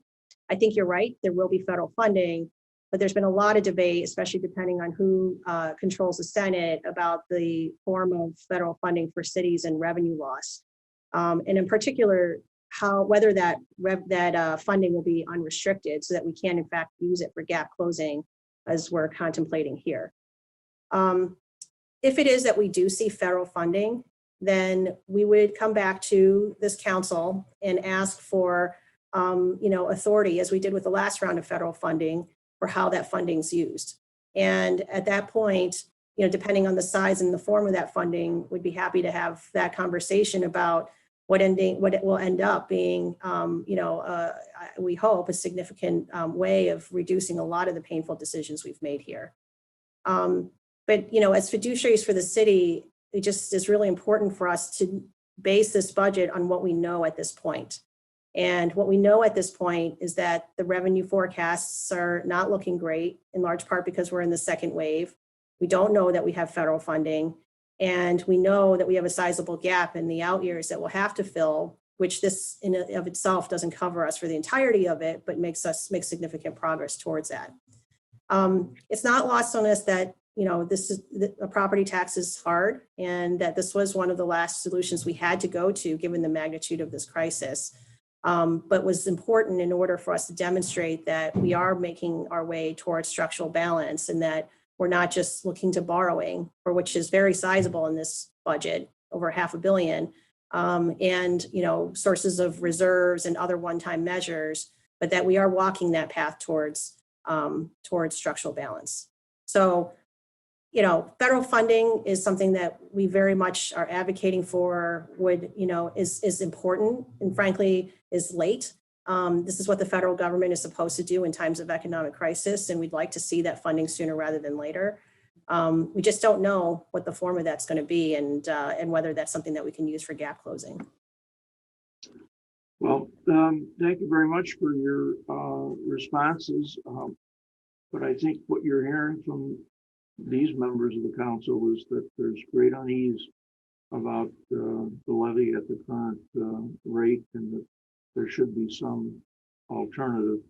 I'm not even going to get into the rainy day fund and those other issues, but seems to me that you still have some time to be a hero here and figure out how to avoid this. Thank you very much. Keep up the good work.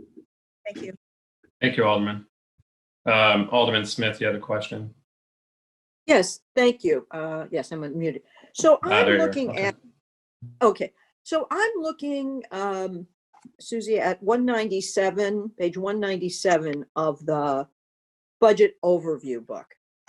And I'm just trying to get clarity here to follow up on what Alderman Burke was talking about, and this whole issue of, and the other issue about COVID. I mean, I'm not saying I like all this, what's proposed. I'm not sure I like it, but I just want to understand. So the proposed, last year, we made when I'm looking at the pension funds, we made substantial contributions to the pension funds from our various operating budgets. Is that right? It looks like we contributed, it looks like we paid $35 million to the laborers pension fund out of the corporate fund. We paid $128 million to the police, and we paid $90 million to the firemen to our pensions last year. So I can't add that quickly because I'm a lawyer, not an accountant, but that's looks like 200 and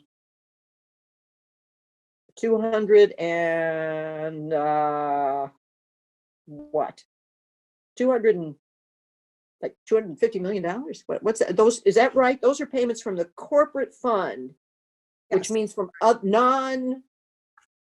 non-property tax levy level. So that's, and this year you propose that those are zeroed out.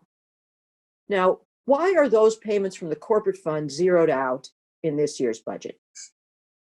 It's largely because of the reduction of the levy for debt service and the increase in levy to pensions. So going back to some of the previous questions around, that shift, it's about the aggregate levy as a whole, and shifted between debt pensions and debt service in order to try to reduce the corporate funded component.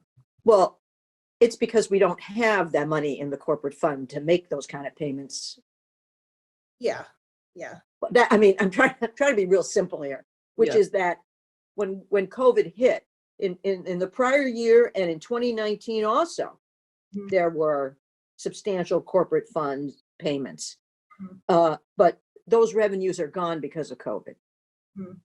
Yes, we have the loss on corporate. Yeah. Right. And so how much did we pay from the corporate fund last year I'm sorry if you could add it. I think it's like 3 or 4 figures here. I'm just trying to understand this idea that somehow COVID, what the relationship of COVID is to this. In fact, we started paying corporate fund payment into pensions beginning in 2017, and they started getting bigger and bigger and bigger over that time. As in fact, it went from, in 2019, we paid 9.6 million to the Fireman's Fund, and then in 2020 we paid 90 million. Now, I for one would have been very happy if we could have done that for next year. And so why can't we? The 330, it was 334 million of corporate funded amounts in 2020. And the large increase between 2020 and 2019 is largely because police and fire went up to their actuarial ramp.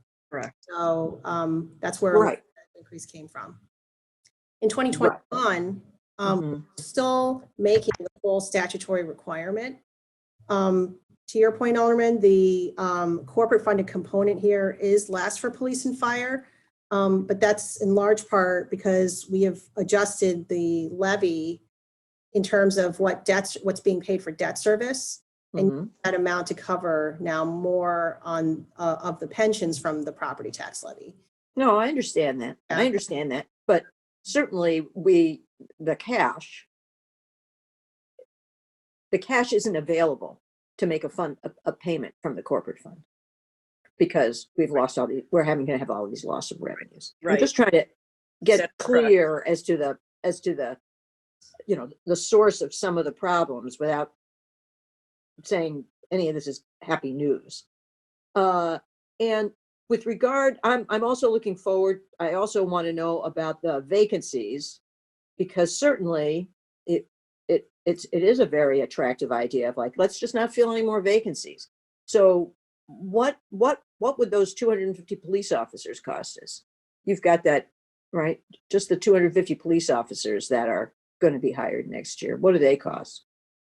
At a starting rate, let's see. It's about 11 million.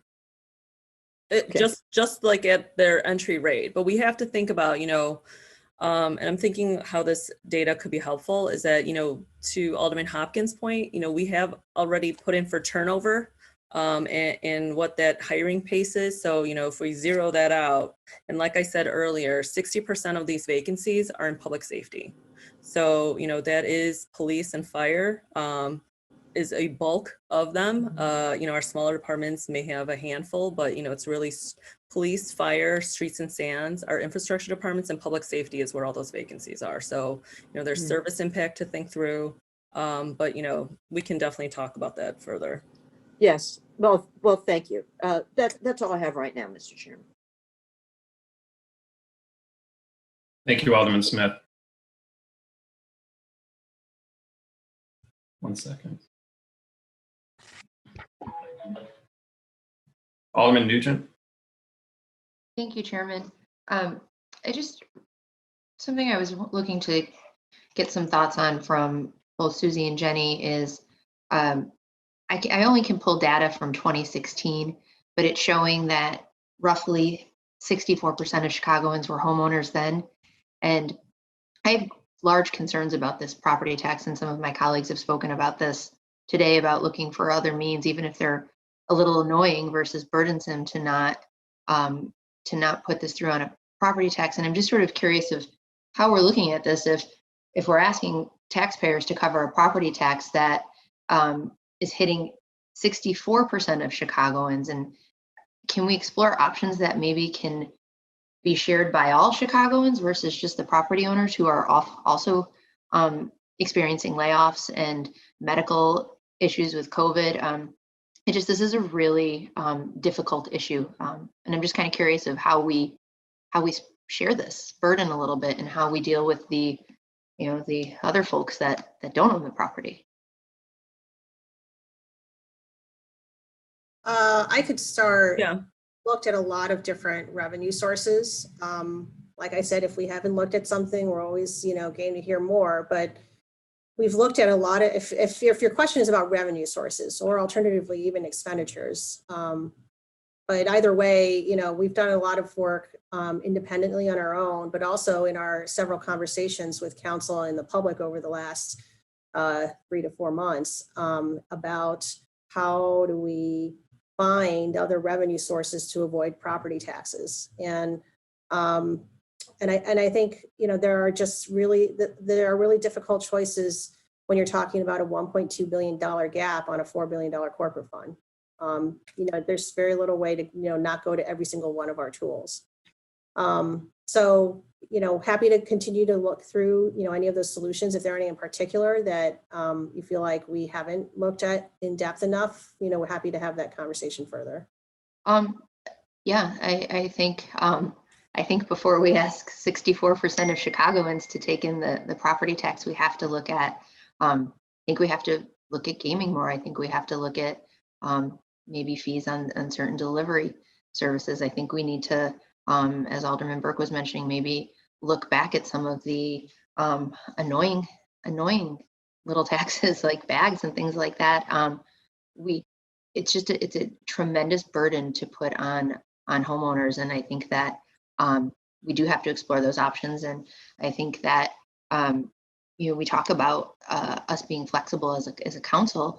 I think we have to be flexible as a council. We clearly are dealing with a pandemic, and I don't know if we've just become desensitized to this word because we've been using it so much since March, but this truly, we have not dealt with something like this since 1918. And I think, you know, some of my colleagues had mentioned the potential for a stimulus, and if perhaps we need to look into a gap measure to just cover us through hopefully a potential stimulus. But I think that we still have quite a bit of work to do. So. Yeah, I mean, on the, we talked about stimulus a lot today. On the delivery tax, I don't believe that we can do that by federal or state law at this point. On the online, you're talking about the tax on delivery of goods via like UPS, FedEx, et cetera.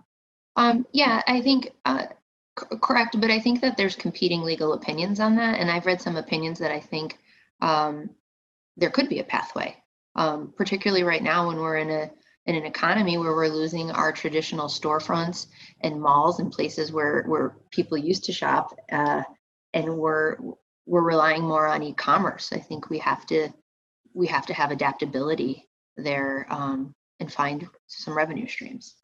I read both opinions. I read the LRB opinion as well, and the LRB opinion also notes several legal challenges that we'd likely face.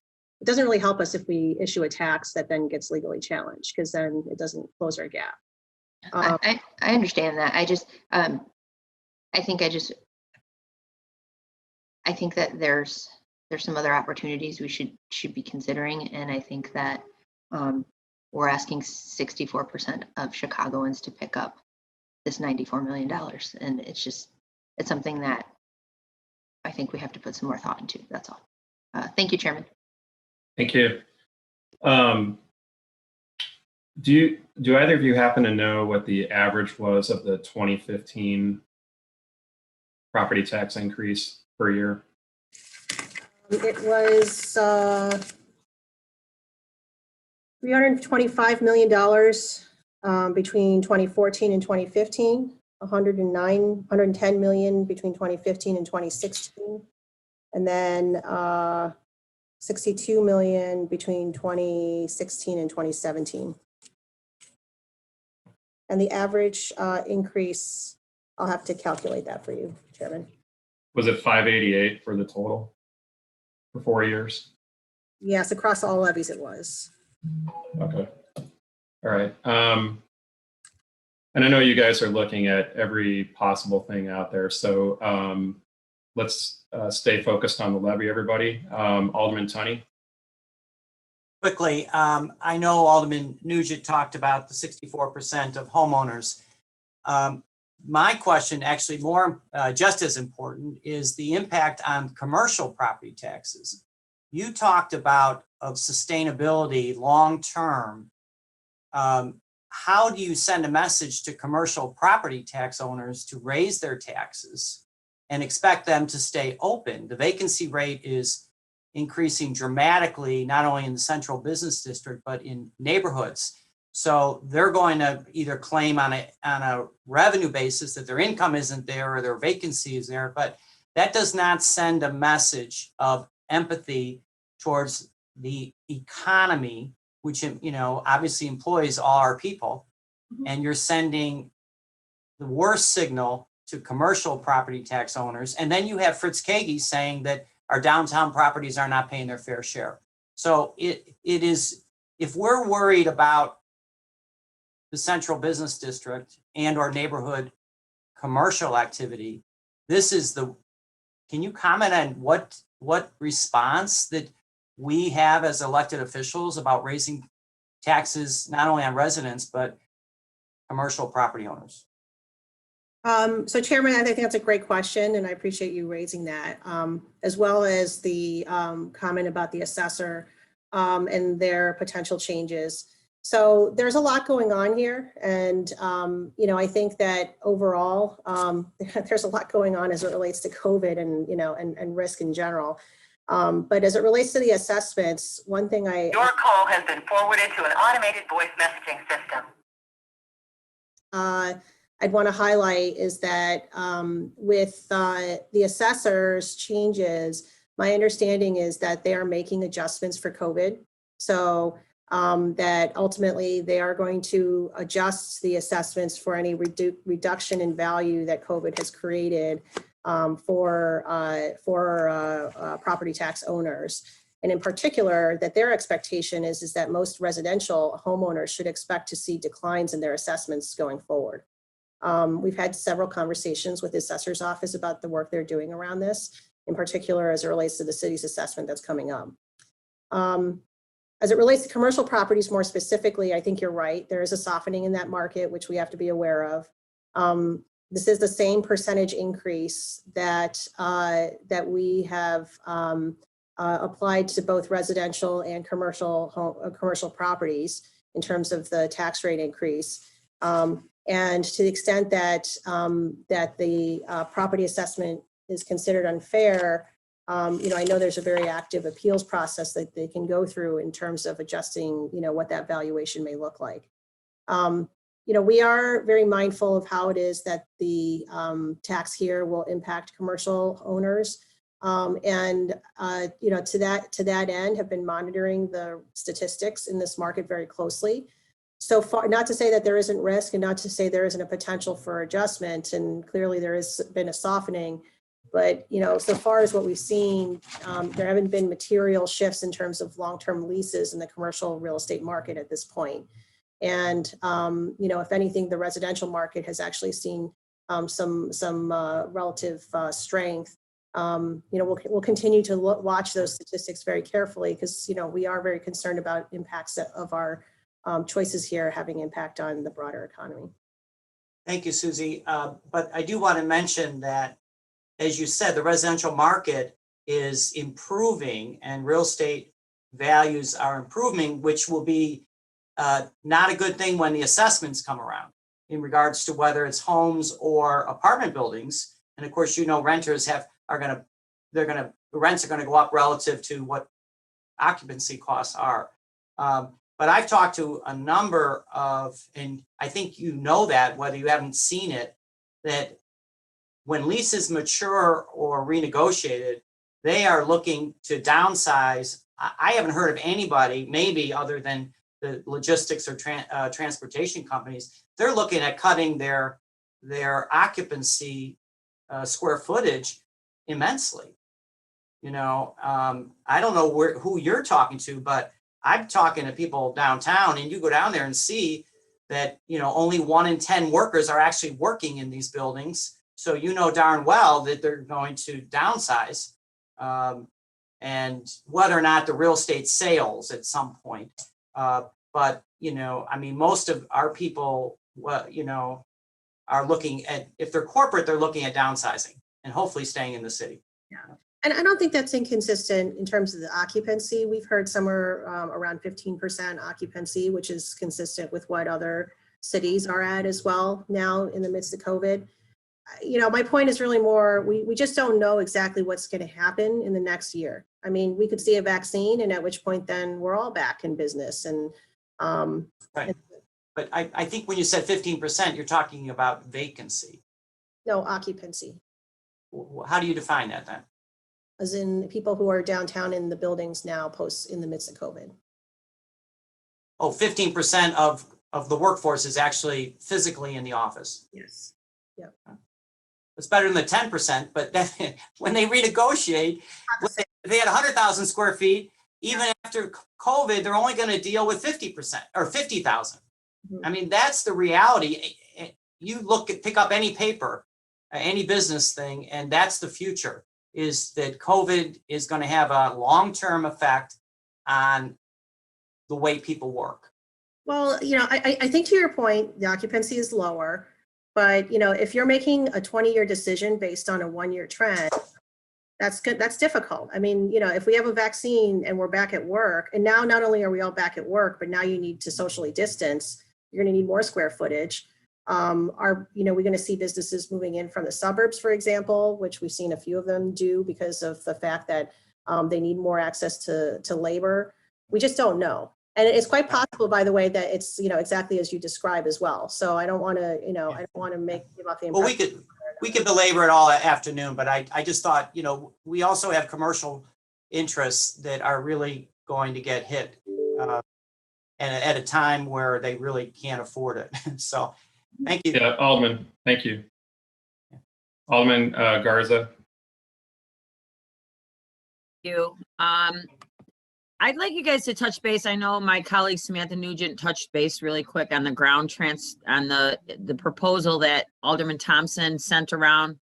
I read both briefings. There might be some concerns around it, but there's no precedent, right? Because nobody does it yet. Nobody does it nationwide.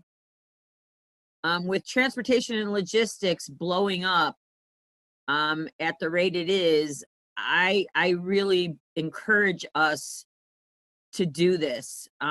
We can, figure out the snafus later, but as far as I'm concerned, $1.25 on a package coming to my door that I'm paying, I don't think the consumer is going to see it. And I mean, it's something that I think that we can tout as an environmentally friendly ordinance, that if you're too lazy to get off the couch to go buy your groceries, then you won't have to pay the $1.25. But transportation and logistics is not going anywhere. I think the amount, it's just going to be exacerbated moving forward. So I think we're missing the boat if we don't do this one. So let me answer first. Alderman, that ordinance just came to everybody a couple days ago, and I think while everybody might have some favorable opinions on it, I think it needs to have a hearing, and we're pretty late on the issue in terms of having that hearing. And while it might look good, I think it's going to require more substantive discussion. So I agree with you there. I just think we're talking about the property tax levy, and I think a lot of aldermen have put good ideas forward, but I don't think that one we'd be able to pass overnight. Gotcha. I just hope that we consider it. I think they were going to take a serious look at it.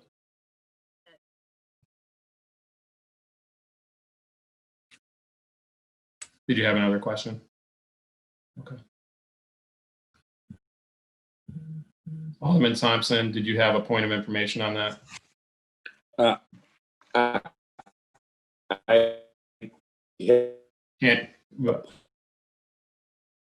Can't hear you. Yeah, take off the scuba gear. Just on that, and the point of information on that. Can you hear me now? Yes. I don't know why I just lost you. Yeah. No, we can hear you. Yep. You're back. Go ahead. Oh, thanks, Chair. Just on that, I think that you're right, Chair. Let's have a discussion on that, and if there's questions as to any legality of it, I think that's best handled internally, you know, until we can all flush out whatever questions. There's no point in being negotiating against ourselves here in the public realm. Not that we shouldn't be having discussions, but I think let's have that. And just a point of clarification, it's not late in coming to the budget process by my portion. That's been discussed now for over a month. It just got to the point where I proceeded with it to circulate to everyone. So I look forward to that, and I agree. And I'll have a question when you after through the text folks. Thank you. Okay. Alderman Vasquez. Thank you, Sharon. I appreciate this conversation. I also wanted to, I think somebody mentioned that 64% are the homeowners and how to share in some of that burden. We call that rent. So I think that's where a lot of the people who are renting, a lot of the businesses, they're also taking some of that pain on. So I think that shouldn't be lost in the conversation. I guess to kind of what was mentioned previously, when we're looking at folks like Alderman O'Shea offering like the gaming tax, I understand that there's things that have to be flushed out and talked through. But if we're in a pandemic the way we are, why not exhaust those conversations before making a decision? Because it appears to me that the body is not in favor of the levy for the numerous reasons they've mentioned. And we've got people who put ideas up for revenue, but those get put in rules committee. So I'm trying to figure out why we're not discussing some of those ideas, because it feels like we are exhausting a lot. And I'd like to know through the chair if there can be a list of all the different things that were discussed that were not put in the budget.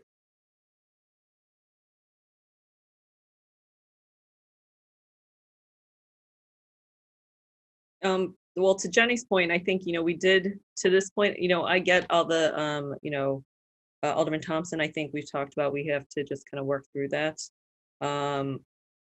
We have, to Jenny's point, we have looked at a lot of things before we got to this point. I think, similar to, we did look at the bag tax, we looked at sales tax, there's a lot of stuff we looked to. And, I think you've probably heard me say this, the property tax was not an easy decision to come to.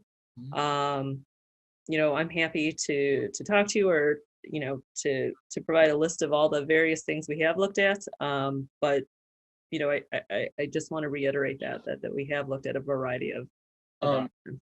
I would appreciate that. And I guess maybe I should ask, as far as the discussion on the gaming machines in particular, was that one of the things that was discussed prior to it being introduced? And what were those conversations like? Yeah, so we discussed them internally, and we also discussed them at the Finance Committee hearings that were held a month before budget. And we also have been discussing them at our Budget Committee meeting and at our internal briefing. So I think there's been a lot of discussion around it. You've heard my statements on this before in terms of the concerns of cannibalizing what is a $200 million a year revenue source. And if you don't believe me, there are people who are bidding on the casinos in Illinois now who are also VGT operators who are asking for a limitation of VGT in the contract on the casino. So I guess my pushback on that is, it's not like the legislation is making the gaming machines pop out of thin air. They're already here. So to make the case that some of these, I get the calls when people tell me about illegal gaming and nobody does anything about it. So something that I'm more concerned about is if they're already the activity, why not see if the revenue is there to generate? And I do understand about some of the bigger casino players, or the casino entities wanting to get the business. But like if somebody wants to go gamble at a Disneyland environment, they're not going to get their fix at a gas station. So I think that's kind of what I'll articulate as kind of my pushback. I think part of the frustration is we've got members that are offering these ideas, and rather than, hey, let's figure out a way to work to it and get it fleshed out, it's more like, no, I don't think it's possible. But by the way, here's the levy which we're going to have to go to no matter what. And I know that there's not an answer that's going to suffice what I'm bringing up, but I just want to make that point. So I thank you for your time. Alderman Cardenas. Thank you, Chair. I can see the frustration from my colleagues about some of these ideas. I think the casino gaming ideas and the slot machines and those kinds of things that I think could have been looked at, I think, a little more closely.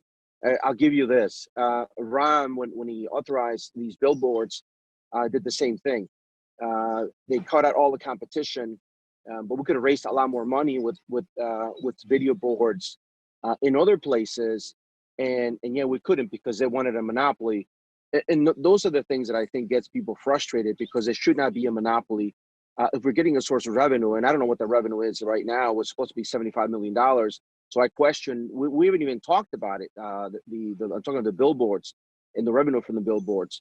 We haven't, since we passed it, we have not talked about how much money is being generated from the billboards.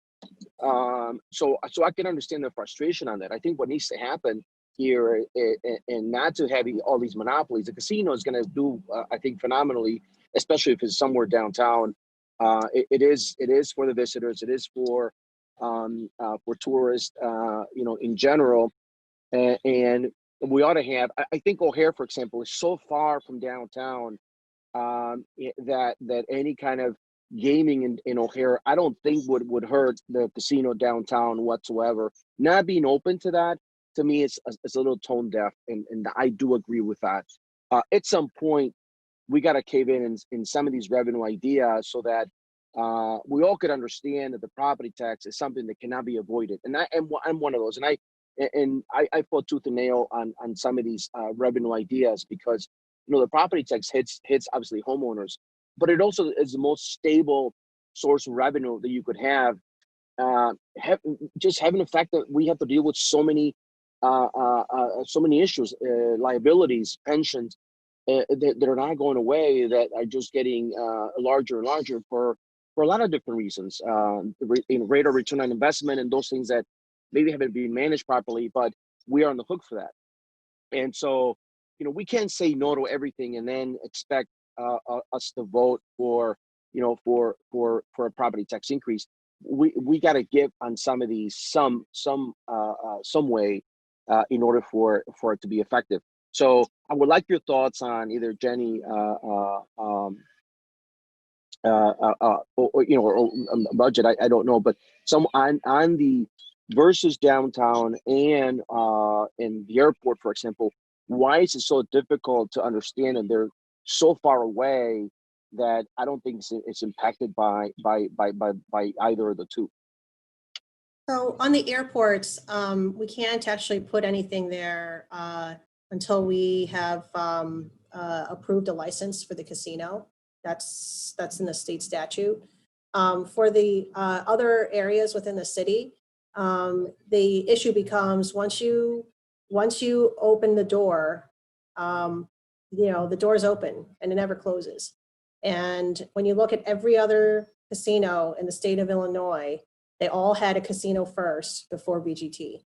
And there's a reason for that, because of the fact that there's that cannibalization effect. When you look at the statewide revenues, since the approval of VGTs in the state, casino revenues have seen a steady decline, since that approval. By our estimation, the numbers are closer to 15 to 20 million, as opposed to, I think I heard 75 million. And so even if it is that we did allow VGTs, not only would we be putting at risk that $200 million revenue source, but it wouldn't even be enough to forestall the property tax that we've been talking about here at this Truth in Taxation hearing today. So answer the billboards. Why we haven't really talked about how much money is being generated, and why we closed off the revenue opportunity for other billboards throughout the city. In some buildings, I know I have a few that owners wanted to put a billboard up, but they were prevented either through legislation or just the fact that the mayor just said no. We already cut a deal and we're not going to do that. Explain that to me. What's the rationale for that? So on the billboards, if you have a billboard, location, let me know, because we've done a fairly extensive review, and that's gone through 2 different rounds of billboards that might generate some revenues. And so usually what happens is if we have a billboard idea, usually what happens is the alderman does not want it. So I'm a little curious about this one. Well, But they're right off the highway, right by the Stevenson. Yeah. But they were told that. George, can we just have that conversation offline about individual billboards? Alderman. Again, the point was to have, again, we haven't fleshed out a lot of the other different ideas, and we need to do that. I'm in support, but I think we need to be, keep explaining folks why this is so important and why it doesn't kick in until, 2 years from now. The levy is not the best option at this point. I should say is the best option at this point, having the fact we face all these difficulties. And I want to keep talking about this. Thank you, Chair. And just You're on welcome. revenues too, broadly, billboard advertising revenues have gone down some 70% since the billboard company is struggling actually, and they have indicated as much to us. So it's not to say that we can't revisit billboard revenues. Always happy to find any revenue where we can. I can pretty safely say though, in the current market, we would not generate an incremental revenue. And when we are in a post-COVID market and we're trying to hit the market at that time for a renegotiation, I think that there could be some opportunity for us. Thanks, Alderman. Alderman Martin. Thank you, Chair. Hi, Jenny. I've got two questions. One, a quick follow-up on the BGT point. My recollection from Alderman O'Shea's ordinance is that it would have a sunset before the casino would go operational. Can you say a little bit more about why that would be called comfort, perhaps, to say the least, to a potential casino operator? Sure. For one, we're not talking about a lot of time. We are moving forward very quickly on the casino, and it's possible that, basically what happens is when you sign on a casino, you enter into a host benefit agreement. There's normally an upfront payment, and that's really when it all starts. And we would expect that, we're working to have that happen as soon as possible. Secondly, to the point I made earlier, once you open the door, it's very hard to close it. And I don't know that I've seen taxes or, legislation get put in place, even with a sunset, and often go away. Especially when you're talking about VGT machines in various locations where now businesses are reliant on those revenues. And then you try to take those revenues away from them, it's very difficult. And so, I think that we want to make sure we get the casino right. It's a once in a lifetime opportunity for the city of Chicago. Been pursuing it for over 3 decades, and now we have the opportunity here. It's just not the right time for us to be, putting that opportunity in jeopardy. Okay. I'm not sure if I'm on board with all of that, but I can definitely appreciate those points. But it's in rules, so it is. Things are how they are. I wanted to ask a question pertaining to an idea that Alderman LaSpada had, and I don't see him in the meeting right now. I think he might have had to leave early, so definitely will stop with this line of questioning to the extent he gets back. But he shared an idea about using TIF as a way to be able to draw responsibly from our reserves. And I think specifically the idea, as he had described it, was over the next 10 years, with the assumption that TIFs are allowed to expire along the timeline that's currently envisioned, that the city's share of that balance at expiration could be used to replenish our reserves. I understand that he thinks, based on his estimations, that this could justify as much as a $94.5 million drawdown on the reserves, insofar as that amount of money over the next 10 years could be, replenished. I was wondering what your analysis has been on that proposal. So the TIF expirations have already been included in our out year assumptions for how we close the $1.5 billion gap in the out years. We've stated a target of getting to structural balance by 2023. And that's not just because we chose 2023, it's because that's, I think, as much time the rating agencies will give us before we are downgraded. In order to get to that structural balance, it has a lot to do with climbing the ramp and ensuring that we're not continually kicking the can down the road as the city has been often, want to do over the last several years. And so those expirations, and the city has been very aggressive in expiring TIFs. There are places where TIFs are absolutely necessary for economic development, and there are projects that are continuing that need to get funded. But in the totality has been very aggressive in expiring TIFs in order to cover for, one, importantly as a policy matter, but two, in order to cover for some of those shortfalls and gaps in the out years.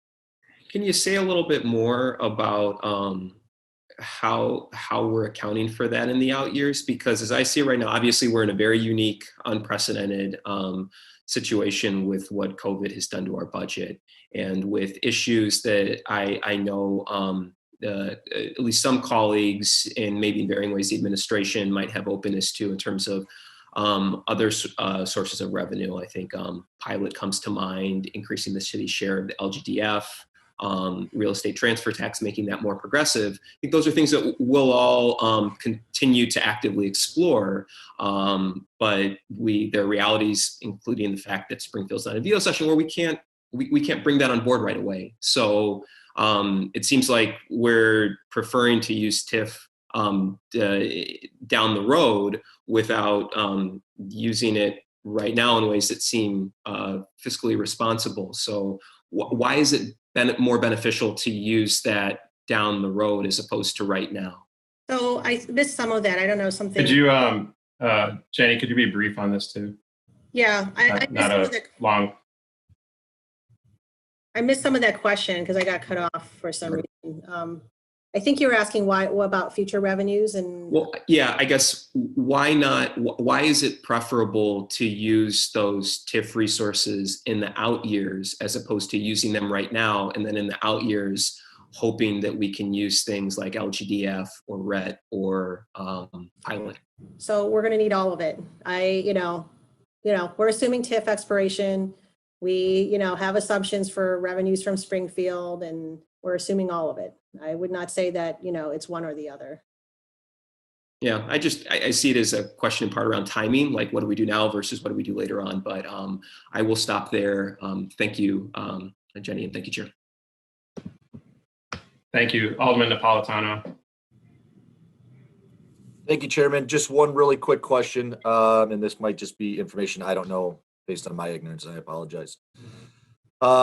Jenny, really quick question. As far as if we did borrow money from our reserves for this $94 million, in borrowing money from reserves, are you forced to pay that back with an interest? Is that part of it? Is that how it works? Technically speaking, we don't have to pay interest on it, but also we effectively pay interest on it because we lose on the interest earnings. At this point, interest rates are fairly low, but even at that, it's a compounded interest earning because, let's just say it's $100 million, you earn 1%, that's $101 million.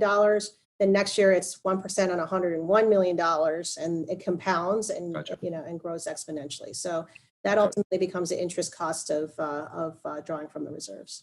Okay, and the reason why I asked that is quickly too, and I apologize and I'm done. If by us borrowing from our reserves not to go into this property tax increase, if we were to go into it, and the problem is how it'll downgrade our rating. Mm-hmm. If we go into this agreement with agreeing to pay an interest back on it, doesn't that kind of negate or give us a little bit of less opportunity to be downgraded? Mm-hmm. So I think that paying back with interest would help, certainly. Although I don't know that they cared that much. It would help. I think the biggest issue that they're going to have as it relates to paying back the reserves is the credibility that that we actually will do that. The city took 6 years to build up a $30 million reserve and has, spent near, a significant component of the amounts that were pulled from the asset sales. So for example, with the parking meters, we spent about $1 billion of it already and have like $100 million left in our reserves. So we don't have a great history, honestly, of replenishing our reserves. Although in the last, call it 8 years or so, we have done that. And then importantly, replenishing reserves in the midst of a crisis, it's nearly impossible. I mean, trying to find excesses in the midst of not just an economic crisis, but a budget crisis because of what we're facing in the next couple of years, it's very, very difficult. And frankly, probably not even prudent because you want to apply as much of it to reducing the burden on taxpayers as we've talked a lot about today during this hearing. And so really you'd have to wait for after we get to COVID recovery, which is at this point, optimistically, a 2 to 3 year scenario, probably as long as 5. And then after which, that's when you start replenishing reserves. And then after which, then you have the 6 to however many years it takes to put up a $94 million reserve. Gotcha. Which if it took 6 years to replenish a $30 million reserves, then, that gives you a sense as to the time and length it would take to replenish these reserves. All right. I'm just looking at it as we are in some tough times and having faith in our city of bouncing back is one thing that I have faith in instead of putting the burden on our taxpayers because it's guaranteed money coming in. I wish this could be something that we can look at a little bit more in depth and have an option to do this because I do think we're going to bounce back. I do think it's going to get better. I also do think if we have an agreement that it's going to be stretched over a certain period of time at a percentage of interest, it might be a little bit more effective than just jumping a property tax. But I get both sides. I understand what you're doing. I understand it. But I appreciate it. Thank you, Chairman. And thank you very much, Jenny. Thank you. Thank you, Alderman Sicto Lopez. Thank you, Chairman. And good to see you, Susie and Jenny. Very quickly, in terms of and I'm sorry being in and out of meetings, the borrowing, I do think that we have gotten a thing that we asked several times, and in terms of how do you see the interest rates, projections? I understand that there may be some benefit in us with refinancing. I haven't seen, unfortunately, yet the projections that you have, and the financial institutions that are helping the city in this regard. But I do think that kind of in a pandemic like this, we hope to have significant gains from this refinancing. So maybe if you can tell us a little bit more in terms of how will this refinancing the big players in particular, financial institutions that are participating in this refinancing. So the refinancing that we've proposed for the 2021 budget has approximately 74 million of savings in the current market. That's declined a bit over the last few months because of the widening of our credit spreads. And then as it relates to ongoing financings, which I think was part of your question, we have also taken a look at what financings are coming up, made assumptions about what the interest rates will look like, and then accounted for that in our projections as well. Great. So it'll be again good to have the details so that we can see exactly the savings and of course the projections for next year. I do think that in times like this, financial institutions have a responsibility, profiting from the the tough fiscal conditions of cities. I do think it will be good to know who is out there, actually helping cities like Chicago and those institutions that continue to profit. So maybe, again, we can get that information. My other question in terms of TIF financing, again, I hear a lot about the issues that we have. I know the need for a structural funding. I do think that, to me, in the 25th ward, with the kind of taxes that we have seen over the 19 years, to me, it really is a really sticking point. The issue with TIFs, I know that we have seen mega developments, of course, getting a substantial amount of 2.4 billion in 2 projects, the 78 and Lincoln Yards. Is there any possibility that with the market expectations changing, of course, the market for luxury housing must have changed drastically? Is there any way for the city to renegotiate, of course, within the legal parameters, so that maybe actually some savings that can be added, and represent some savings for the city as well? There's no money in the Lincoln Yards TIF, so there's no money to give there. I don't know if that answers your question. Yeah, and yeah, sort of. I know there's some specific tips, but around, some of the contracts that we had, and these are legal obligations that we have in the past. But again, with the market conditions changing, if there's any way for us to renegotiate some of the commitments, like I said, in those two, I understand that there were some TIF commitments for over $2.3 billion. Is there any way for renegotiation of some of these agreements, given the changes in the market?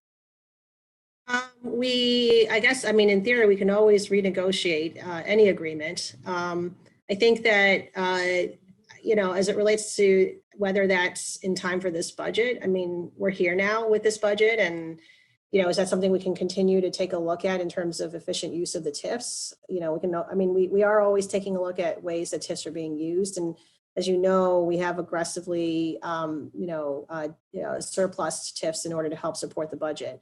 I don't know, hopefully that answers your question. Yeah, no, that certainly, I think it would be good to I know Alderman Espada has also mentioned about, the maybe possibilities in terms of savings or, surpluses of TIF. My concern again remains to be the structural proposal for the property tax increase. The other and last question that I have in terms of revenue ideas, and I understand, the position around corporate head tax. I know that, the thing that we have different perspectives, but I do think that progressive revenue, it is a very important consideration. We have limitations, and I think for future budgets, we should look into common Springfield agenda, but around, in particular, we do have a proposal for taxing logistical industries that are doing well, that are representing, they're getting record profits, whereas small businesses are suffering. Any possibility, or what is your position around those things? We're always very actively looking for additional revenues in Springfield. I know you mentioned a number of different revenue sources. I think we've, talked about some of them in our finance committee meetings, but, always happy to have a conversation about a Springfield agenda. Yeah, definitely. I will definitely look forward to send, some of the options and proposals that we have. I do think is important. And of course, the last one is the real estate transaction tax as well. Again, the structural solutions are critical to avoid regressive taxes hurting people. Thank you, Chairman. Okay, Alderman Urban. Ready? Alderman Urban, I have you as. Yeah, I'm good. There you go. Okay, go ahead. Thank you, Mr. Chairman. 2 points. One, we talk about this revenue, and one question that I have for Jenny and Susie, we talk about how COVID had an impact on our budget, and we talk about the temporary nature of that impact. Are you, if let's just answer this question. If COVID never happened, would we be talking about a tax increase, property tax increase? Probably not. No, right. And essentially, we are doing some extensive borrowing. There's no question about that. Mm-hmm. If we view this as a temporary situation, but we're having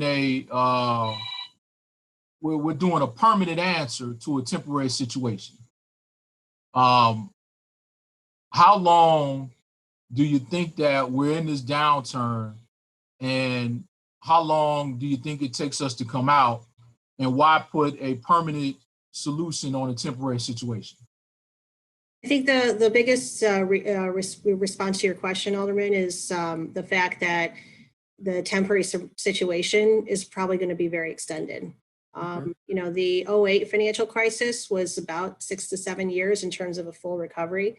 And that wasn't even the kind of crisis we're in right now.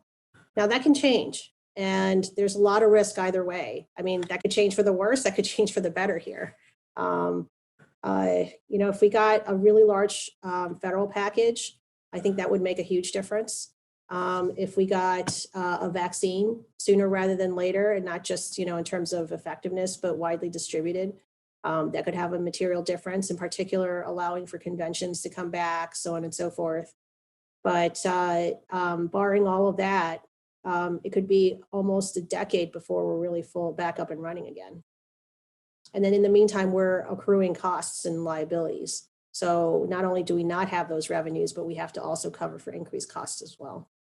Ultimately, the cost, in large part being to make sure we're supporting services for residents and, and doing right by our employees.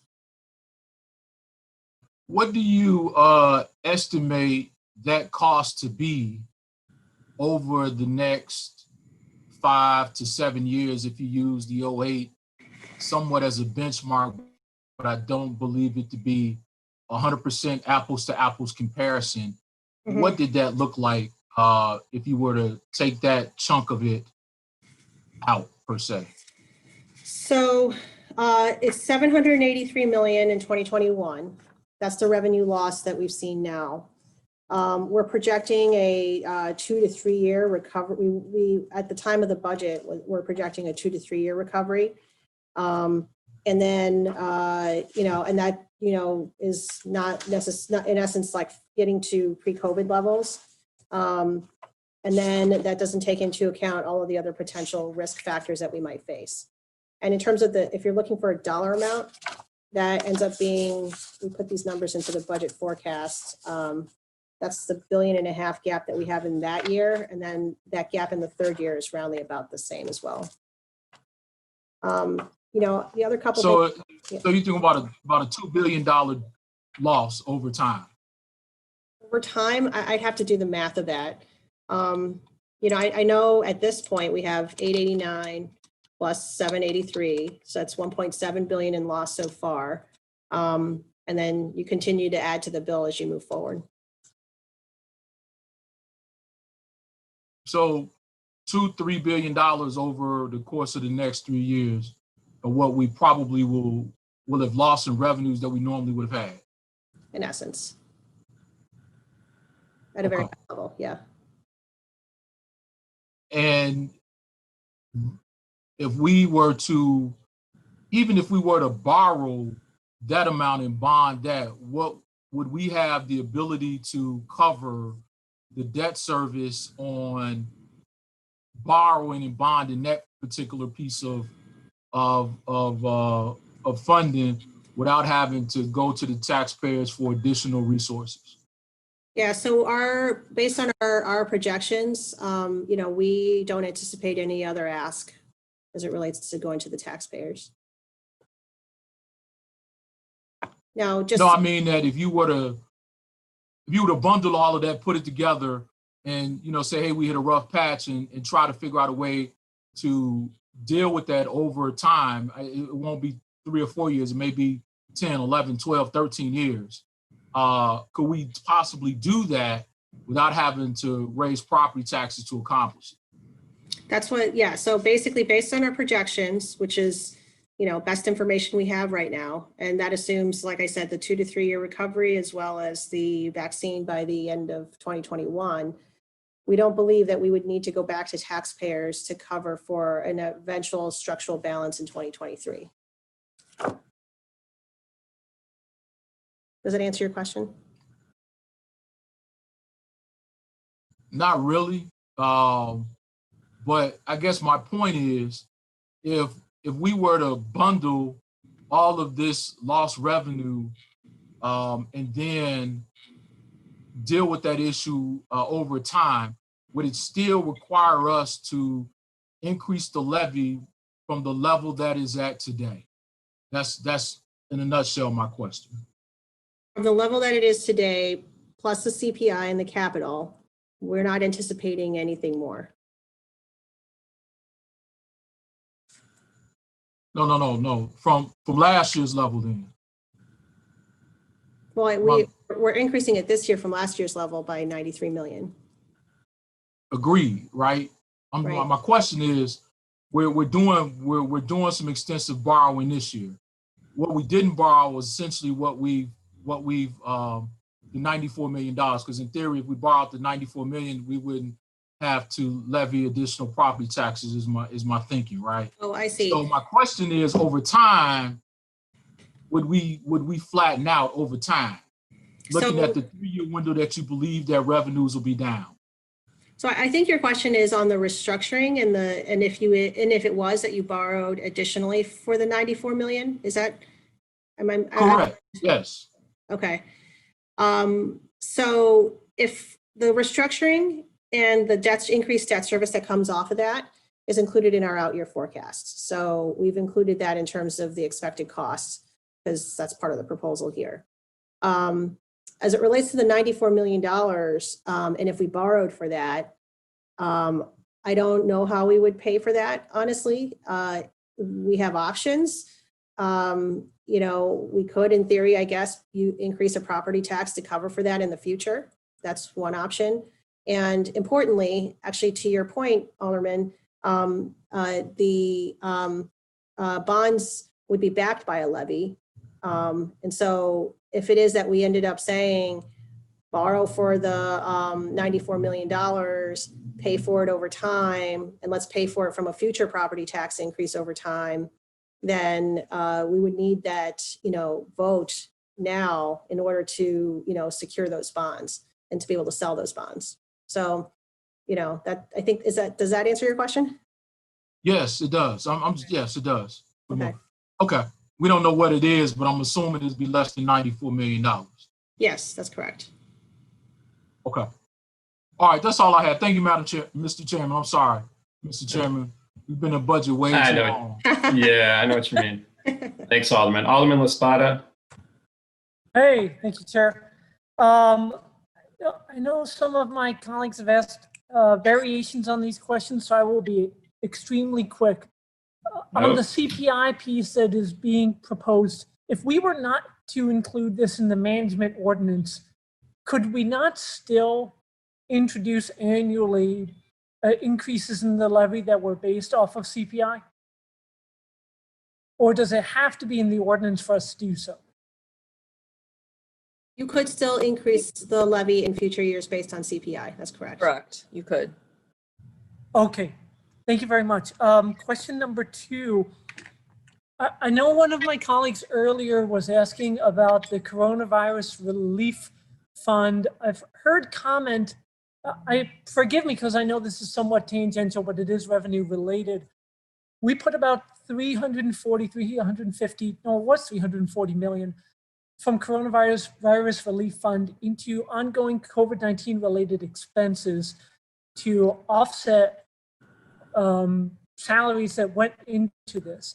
At the time that this passed, we had been promised quarterly reporting on where that was going on a departmental basis.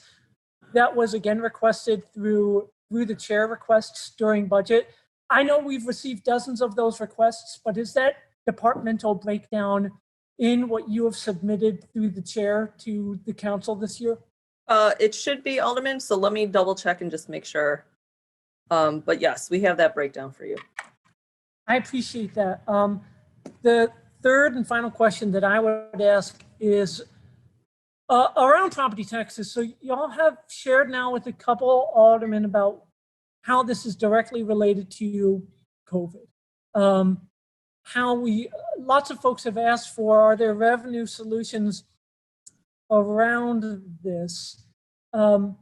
Something that we have talked about through email and through various briefings is the potential of drawing down our reserves in an amount approximate to this year's property tax increase in the levy with a replenishment strategy based off of our TIF districts that are going to expire over the next 10 years, some which are very flush, some not so much, but the 89 TIFs that are expiring over the next 10 years conservatively should return about $95 million to the city. We talked about the potential of using those as a replenishment strategy for drawing down from our TIFs. The only real obstacle that I've heard is that the administration already has plans for 10 years out years for how they would like to use those funds. Is that currently the only block for replenishing our TIFs, replenishing our reserves and drawing down this year to avoid a property tax increase? No, I think the other thing I would add, and this is a comment probably not just for using the reserves for and replenishing that with TIFs, but also to the, idea that we would bond for more and pay for it over time. All of those solutions are one-time in nature. So, the issue that we're facing right now is that we're living outside of our means. And so, if we address this $100 million or $94 million with a one-time solution, next year we have to find the same 94 million on top of the $1.5 billion that we have to find this year. True. And we talked about this in emails, and I won't repeat what my colleagues have said because I'm sure that they've been here talking about municipal income tax, talking about sales tax modernization, corporate head tax, real estate transfer tax improvements, things, some that we can do without the state, some that we could do on our own, talking about pilot as well. But I fully believe that whether it comes from the advocacy of the council or if it comes from the mayor, that we're going to work with Springfield on some of those genuinely structural and progressive revenue sources. I know that we're trying to do a one-year fix right now. No one wants us to go down an unsustainable path. My question is, for this year to buy us the time to work out structural revenue solutions, is that something that is feasible for this year? Jenny or Susie, I know you've already answered that, but if you could be I know, brief, I didn't we've want to got raise 10 it minutes again, before the but it next meeting was starts. raised. Sure. So half of those solutions, as I mentioned earlier, we've already got in the out years. So it's not like we're not counting on those. And frankly, that's, optimistic. Secondly, we can't guarantee the timing of when Springfield will come through for us. Right now, they're not even meeting for this veto session. And so as I said earlier, hope for the best, plan for the worst. And frankly, there's a lot of risk that it can be a lot worse or a lot better. And, we're basing this budget based on what we know right now. And I know the veto session is not happening. I'm not even talking about revenue for the 2021 budget. That would be kind of irresponsible for me to get into that discussion at this point. I'm talking about, I think we're all talking about what is 2022 going to look like essentially. But that is my goal, is understanding, as my colleagues have seen the reports that Treasurer Pappas put out. The first ward in particular has seen over the last 20 years folks paying 265% more in their property taxes. If I can alleviate that burden even a little, if I'm going to vote for the budget, I want to have to say to folks, I turned over every couch cushion I could. I got as creative as I could to avoid property taxes before I asked you to pay more, which is why I'm coming back on this, and I will continue to communicate with the administration and my colleagues about this. But I do appreciate you answering my questions and lending some more context. Thank you, Alderman. Thank you, Chairman. All right. We don't have any other further speakers for this public testimony for truth and taxation. So any written testimony that comes in via email or otherwise will be sent to the court reporter for the truth and taxation record.